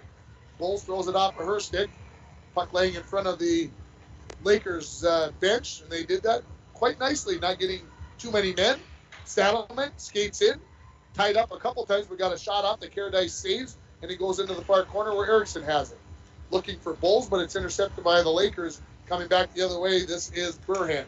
Skates towards the net. Herberg breaks that up. Burhans ends up on her backside for her efforts, and Erickson will send it down the ice. And this puck gets up on edge, and there's no stopping that puck now, as it'll be an icing call on the Broncos. 12:15 remaining here. Detroit Lakes leads it 5-0 on your Rainy River Community College scoreboard. Start your voyage today at Rainy River Community College. Your future awaits right here in your own backyard. Rainy River Community College, 285-7722. Face off to the right of Caradice. Face off picked up. Caradice with a nice save there on the shot by Justison. Goes into the corner. Broncos look to clear, but it's kept in at the point by Burhans. Burhans sends it into the corner. Coley had her stick lifted. Wade knocked down for her efforts. Tries to send it out of the zone, but it's kept in by Burhans. D-to-D pass here. Shot for the point by Stadelman. Wide of the mark. Hits the back of the net. Skating it out now. This is Justison. Leaves it at the point for Stadelman. Rister. Wide of the mark. Backhanded Coley on the rebound. That hits the side of the net. We'll get a whistle here and a face-off outside of the zone, as it'll be on the far dot right in front of the Bronco bench here at Bronco Arena. Well, you brought up that question in the beginning of the period here, Ringer, about that 5-0 score. I know one person very aware of it, and that's Caradice. She does not want to get this game into straight time, and she's doing everything in her power to keep it from doing that. House versus Bowles for the face-off, and it's one back by Bowles right onto the stick of Emma. Emma skates to the near wall. Crosses over as she comes across the blue line. Tries to pull it through, but that's knocked away nicely by Ella Hess. And the Lakers will skate it out of their own zone. This is Pavic. She has it knocked off of her stick by Bowles. Puck being ping-ponged all around the neutral ice area, and it finally comes into the... Jeez. That was Scholler who just got freight trained. Goodness gracious. And the Broncos will take a night. Folks, it's not funny, but man, I can't believe what's going on in this game. It's typical hockey, and that's... the shoulder's over there, back's hurting a little bit, but I guarantee she'll be back out there in the next shift. Face off to the right. She's a shoulder. She has to be tough. Got to be tough. Face off to the right of Caradice. One by Cunningham, back to the point. Hess slap shot. Bounces a couple times, comes into the near corner. Comes back to the point. Strand throws one towards the net. That's broken up by Graves. Point blank wrist shot there from McDougal goes wide of the mark. Broncos pick it up along the wall, knocked off of the stick. And this will be Pellin. Pellin gets it out of the zone. Tied up there. Puck comes loose. Back into the Broncos zone. Wade will skate it right in front of her own net. And then behind and come out the near side. Plays it off the wall. Going to be picked out there by Strand. Her wrister. Caradice jumps out and covers that up with the glove. 10:33 remaining. Third period. Score remains 5-0 in favor of the Lakers. Haven Pellin, she likes this kind of game. I'm going to argue, she's a piece of work. She's down there just scrapping for every inch. And that's good for her. And I tell you what, she's played a good game right now. I suppose in our area, if I say Lakers too many times, some people might think I'm talking about the Fort Francis Lakers. Well, so I better make sure I say DL or something to that form, right? Yeah, I sure miss doing those games right now. Justison, doorstep, 2 saves by Caradice with the pads. Oh my goodness! As Maddie Olson had a great opportunity, and then Justison takes a jab at a couple of Bronco players and imposes her will on this game. And she says, nobody's gonna knock me around. Go right ahead and try. Hey, Coley's she brought the stick back to Paradise, being the nice lady that she is. So. Face off to the left of Paradise.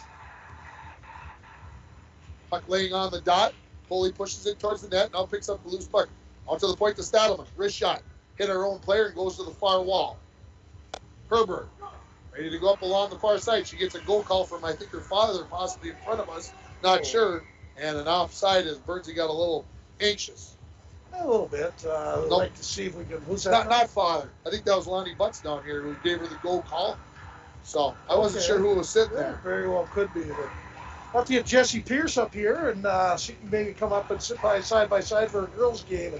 And she's doing a lot for girls hockey down in the Twin Cities, and has some blood here in the falls here. So. She's a busy lady. Yes, she is. House comes into the zone. Let's go with a wrister that Paradise blades to the far corner. Under 10 now remaining in the game. Lakers lead at 5-0. Erickson able to clear the zone. Hess regroups, pushes it into the Bronco zone. Herberg puts it out to center, and Hess skates back to pick it up.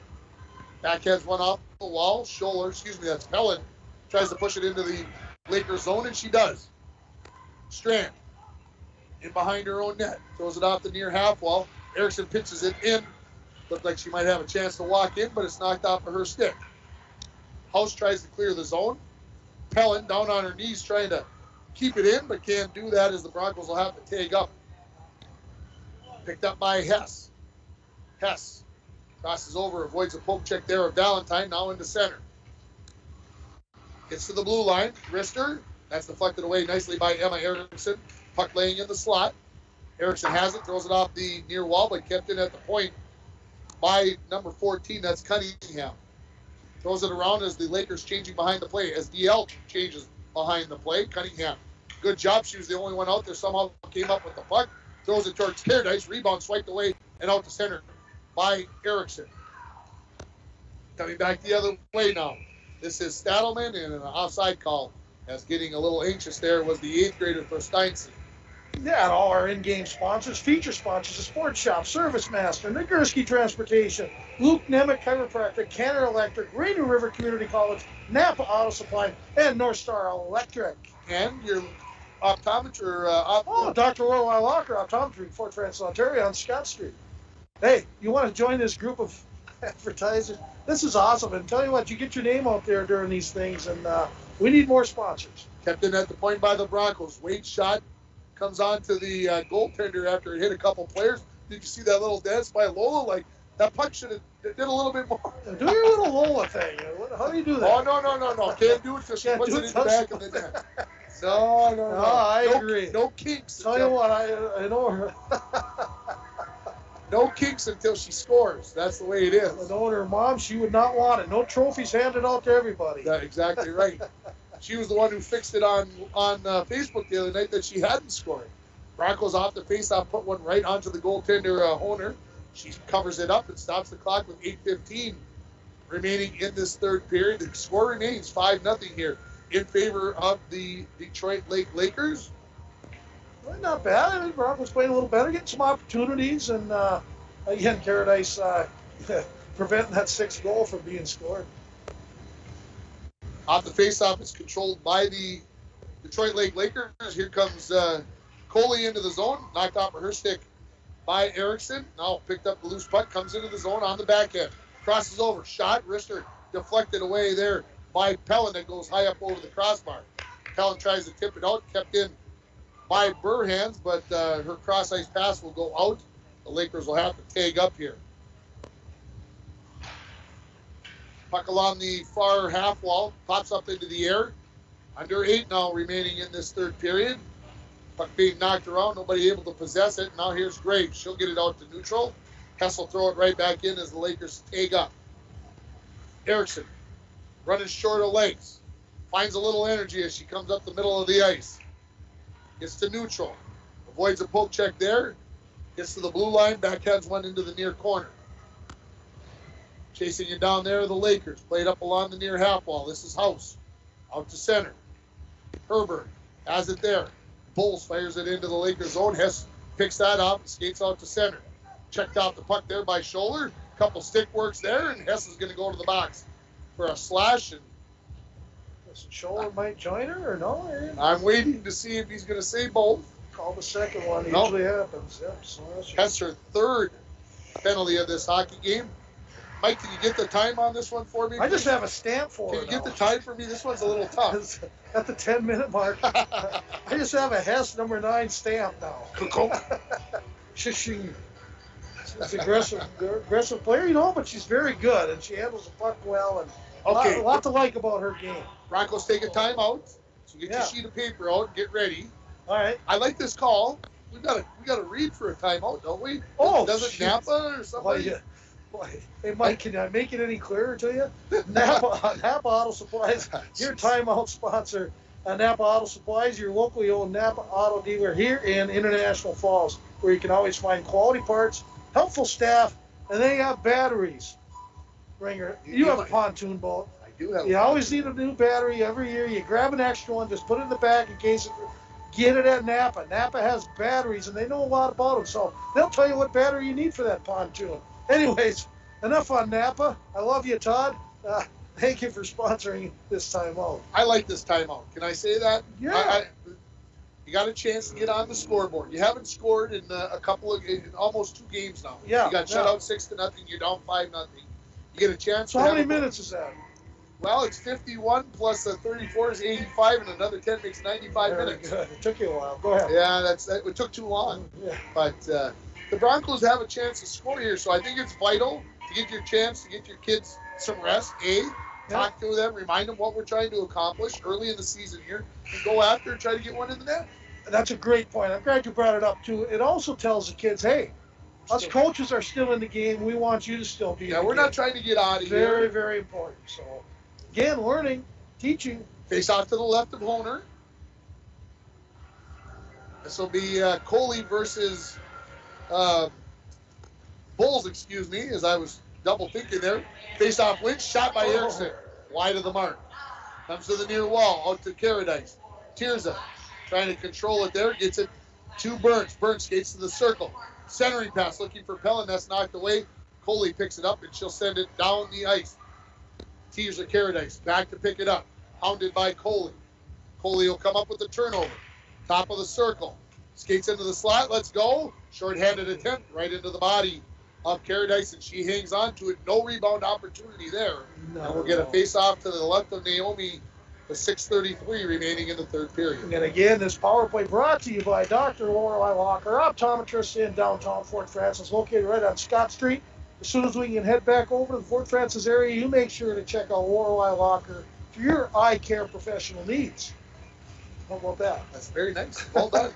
I'd almost think you had that written down, but I know you don't. So Broncos win the face-off. Caradice far side, out to center ice. Cunningham right back into the Broncos zone. Erickson will pick it up there. Erickson biding her time. Looking for Pellin along the far side. Right on the tape. Pellin brings it into the zone. Goes to the far half wall. Knocked towards the line by Strand. 1:05 remaining in the power play. Shot by Erickson from the far half wall right into the glove of Honer. She hangs on to it and will get a face-off to her left. You know, Ringer, you brought up a good point. I think when you put it down on paper and you have to read it, it loses a little. Yeah, because once you miss a word like the word "the," you're lost on the sheet of paper. So, I mean, I know these clients well enough now. You got to come from the heart, not from the brain, from the heart. Face-off win by the Broncos again. Erickson turns, slips it into the far corner. Back to pick it up is Bulls. Bulls throws it around. Caradice will have it on the near half wall. Caradice to the corner. Bulls tries to center it. Comes out to the point to Caradice. Caradice loses the handle on it, and throwing it out to center and all the way down is going to be Cunningham. Caradice out of her net. Lakers changing their penalty killers. Erickson, head of steam out of the zone. It's past one defender. Make it 2. How about 3? Let the shot go. High up over the crossbar. Rebound off the end wall. Erickson's slap shot doesn't connect. Comes out to the point to Caradice. Her shot deflected down and thrown down by the Lakers. 15 remaining in the power play. Shouldn't have to look at the clock because it came at exactly 10 minutes. Come on, Tim. You're better than this. 11 seconds remaining in the power play as the Lakers are offside as they were bringing it into the zone. Little Coley picked up 4 assists so far tonight, and she's a little dynamo, plays a good hockey game. Broncos trying to skate a couple of new defensemen on, and can't believe they let them come on. Well, that must be the home ice advantage, huh? Yeah, I don't know what happened on that. All's good. Faceoff comes back into the Broncos zone. Wade gets it out to center. Picked up there by Coley. Knocked back out to center by Herbert. Sent right back in by Stadelman. Race for the puck. Caradice. Good thing she's been aggressive. She's allowed herself to clear some pucks that would allow the Lakers to get some pretty good opportunities. So she feels very confident out there. That has helped out the Broncos greatly here this evening. This is Burhans off the far wall onto the stick of Justison. Justison crosses over. Steps in. Good save by Caradice as she caught that shot going up to the top shelf with the blocker. Puck sent towards the blue line. Burhans steps up, keeps it in, and then Herbert does get it out of the zone as that was onto the stick of Maddie Olson. Under 4.5 remaining. That's going to be offside, and they decide to let him play on.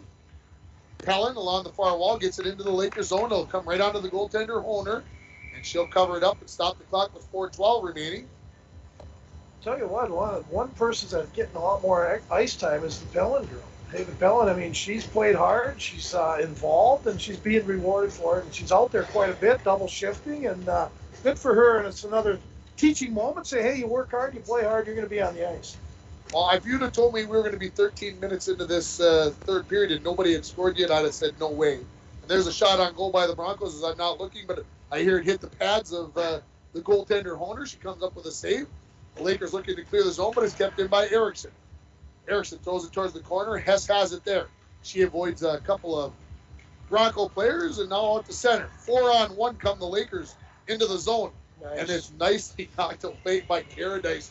Tirza, great job on the defense. House centering attempt, picked up by Bulls. Bulls looking to clear the zone with a little help from Pellin. They'll get it out to center. Onto the stick of Bernsey. Bernsey sends it into the far corner. Throwing up along the half wall. Pavic gets it out to center. Tirza Caradice throws it right back into the Lakers zone with 3:15 remaining. Broncos changing behind the play. Lakers changing. Puck along the far half wall. In the Lakers zone. Come out front. Scholler has it to the slot. Her shot deflected just as it was ready to come off the stick there by Thorsteinson. Lakers throw it to the far corner. Pavic will pick it up along the far wall and skate it out to center. Puts it right on the stick of Cunningham, who backhands one on to Caradice, who nonchalantly, as it could have gone in the net, just puts the stick down there. Fires it out to center with under 3 remaining. Burhans into the zone. On her backhand along the far wall. Now behind the net. Tried to come out front. Caradice put the stick handle down on the ice. Knocks that one away. And a shot from the far circle by McDougall is covered up. Caradice puts the glove on top of it. 2.5 remaining here in the hockey game. Detroit Lakes 5, International Falls 0. Now I'm going to go out on a limb here and name our North Star Electric player of the game. Ringer, can I do that? I think you have the power to do that. Okay, I'm going to name Haven Pellin as our North Star Bronco player of the game. The power of human connections can be seen on and off the field and the ice. The same is true with North Star Electric. Congratulations to the Game Star Energy player of the game, number 22, Haven Pellin for the Broncos. Erickson tries to go coast to coast, gets just inside the blue line. Let's go with a little wrist shot that was on the ice, and Honer, the goaltender, got down, covered it up, and stops the clock with 2:16 remaining. And again, it's all about her work ethic and being involved. And no, she's not on the score sheet yet, but boy, the way she's worked, don't be surprised if she gets one here in the last minute. Face-off win by the Lakers, but Pellin, who Mike has been talking about, gets the steal. Comes on the wrapper and she's going to score to boot, but she doesn't. Here comes Coley back the other way. Nice job of knocking that off of her stick by Caradice. Tirza, the defenseman. Loose puck picked up by Burns. She gives it to Caradice. Gets into the zone. Has her stick lifted. Tirza knocks it into the end boards and going to be picked up there by Stadelman. Stadelman near side to Olsen. Olsen looking for Coley on the stretch pass. She's going to lock in possibly all alone here. Herbert going to hustle back. Make it tough and Caradice just flips the glove out there, snares it. Didn't even make it look that hard. That was simple. Yeah, it gives Herberg a little pat on the backside with her goalie stick. Say, good job watching my backside. And again, Caradice over 50 saves now, Rare. So go down and get an interview when we're done here? You can do that. I can handle this, I think. Face-off win, shot, Hess up high, knocked down by Caradice with the glove. Probably was going to go over the top of the crossbar, and then she jumps up to cover up the rebound with 90 seconds left. I think what I'll try is Kaylee Scholler, like her, play tonight, and Haven Pellin. We'll see if we can get them. Another face-off win for the Lakers. Hess sends a little chip shot towards the goal that goes wide of the net. Picked up by Lola Wade, out to the point, kept in by Hess. Thrown towards Caradice, that hits a stick and goes just wide of the mark. Lakers centering pass. House has it in the circle, turns. Little wrist shot there that Caradice jumps onto the ice and covers it up. We'll get another face-off here, this time to the left of Caradice with 71 seconds remaining. Again, lots of games coming up here, January, end of February, I believe. And talking to Chris, alone for basketball, he has 16 games. In February? Yes, 16 games. So that's just the basketball end of it. Yeah, well, I knew that I had 20 hockey games on the schedule over 2 months, and somebody said, oh my goodness, and I said, I did 19 games one January about 4 years ago. I think I was with you. Yeah. 10 games a month seems like a piece of cake. Yes, but we're here to bring it all to all the listeners and followers and watchers of all Bronco sports. That's what we're doing. Under the minute remaining, the Broncos get it out of their zone. This is Burns. Burns tries to poke it along the near wall. Caradice steps in, pushes it along, and then a turnover here. And coming back the other way is McDougal for the Lakers as she comes in. Goes up high. Caradice knocks it down. Rebound. Cleared away by Erickson as it'll get out to center with 30 remaining in the hockey game. Strand. Cross ice looking for Hess. She'll knock it into the Broncos zone where Erickson picks it up. Erickson tries to cross over. Gets it out to center where Pellin has it. Pellin. Didn't realize that Burheads was going to fall down. Otherwise, she would have tried to just pass it by her. And now here come the Lakers back the other way. Into the zone. Coley's going to walk right in all alone. Shot hit the outside of the far post with 3 seconds remaining. And we will get the end of this hockey game. The Broncos are going to be shut out here at home with the final score. Detroit Lakes 5, International Falls 0. We'll take a break and we'll come back with the post-game show. You're listening to Bronco Girls Hockey on K104 and watching online at yourliveevent.com.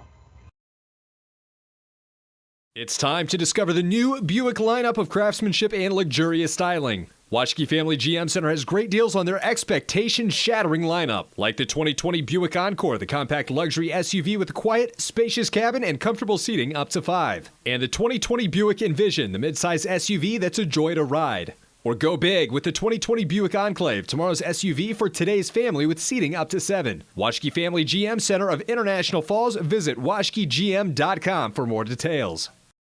Once upon a time in a convenience store, a woman asked, which zero-calorie drink will I like more? The cashier said, I have a thought. Coke Zero Sugar always hits the spot. The taste made her heart fill with laughter, and with her Coke Zero Sugar, she lived happily ever after. Coca-Cola Zero Sugar, unbelievably delicious.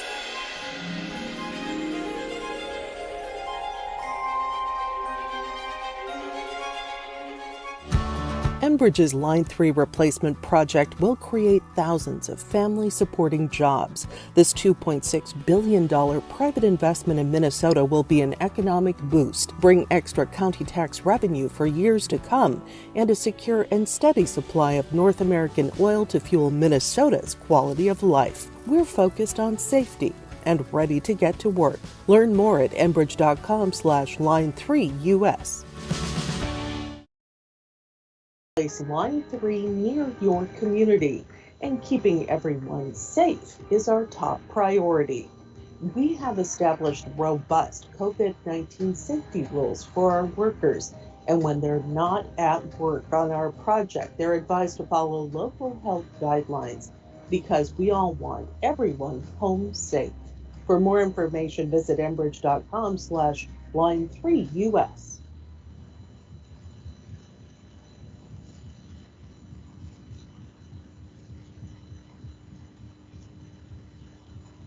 Inget, welcome back to Bronco Arena. Thank you, Dwayne. As we come back, the Bronco girls lose by a final score of 5-0 to the Detroit Lake Lakers, and Broncos have now been shut out in back-to-back games, and I'm sure that will cause a little frustration for these Broncos as they got a couple of days to practice now, Monday, Tuesday, Wednesday next week, as they will be heading down to the range to take on Evelyn Gilbert area on Thursday, looking for that first win of the season. 55-17, the shots on goal in favor of Detroit Lakes in this game, and that means Naomi Caradice had 50 saves in this hockey game. She had a very, very busy night along the way. We've got a busy schedule next week for Bronco sports. We'll have Bronco girls on the air on Monday night. We'll have Bronco boys hockey on the air Tuesday night. We'll have Bronco boys hockey on the air Thursday night, and we'll have Bronco boys basketball on the air Friday night.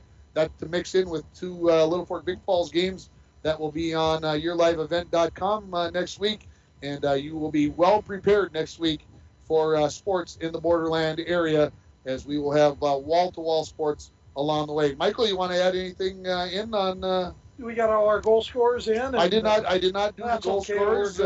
They were all DL players. We know Hess had one, and I'm thinking along the way, Olsen had one, Justison had one, number and 6 Coley had 4 assists. and Coley had 4 assists, and so it was a good game for the That's you know my phone went dead, right? Yes, I do. So I get done to talk down there to talk to Scholler and Haven Pellin, right? Yeah. Because they both played great. They both worked hard. My phone's dead. You can't record anything. I can't record anything.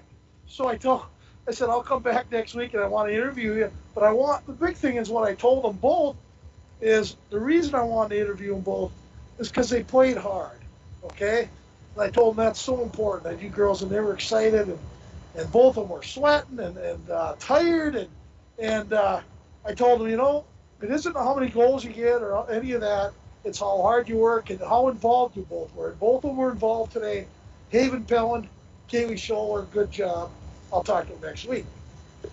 Thanks, Mike, for that update from the girls. I want to thank Dwayne and Brady for doing the work with the video and everything else. Mike, thanks for having us along. It's going to wrap up a very busy week for us here at K104 and KGHS. Want to thank everybody for listening and watching. Final score here from Bronco Arena: Detroit Lakes 5, International Falls Girls 0. This is Tim Ringhoffer wishing you a very good night. You've been listening to Bronco Sports on K104 and watching on yourliveevent.com.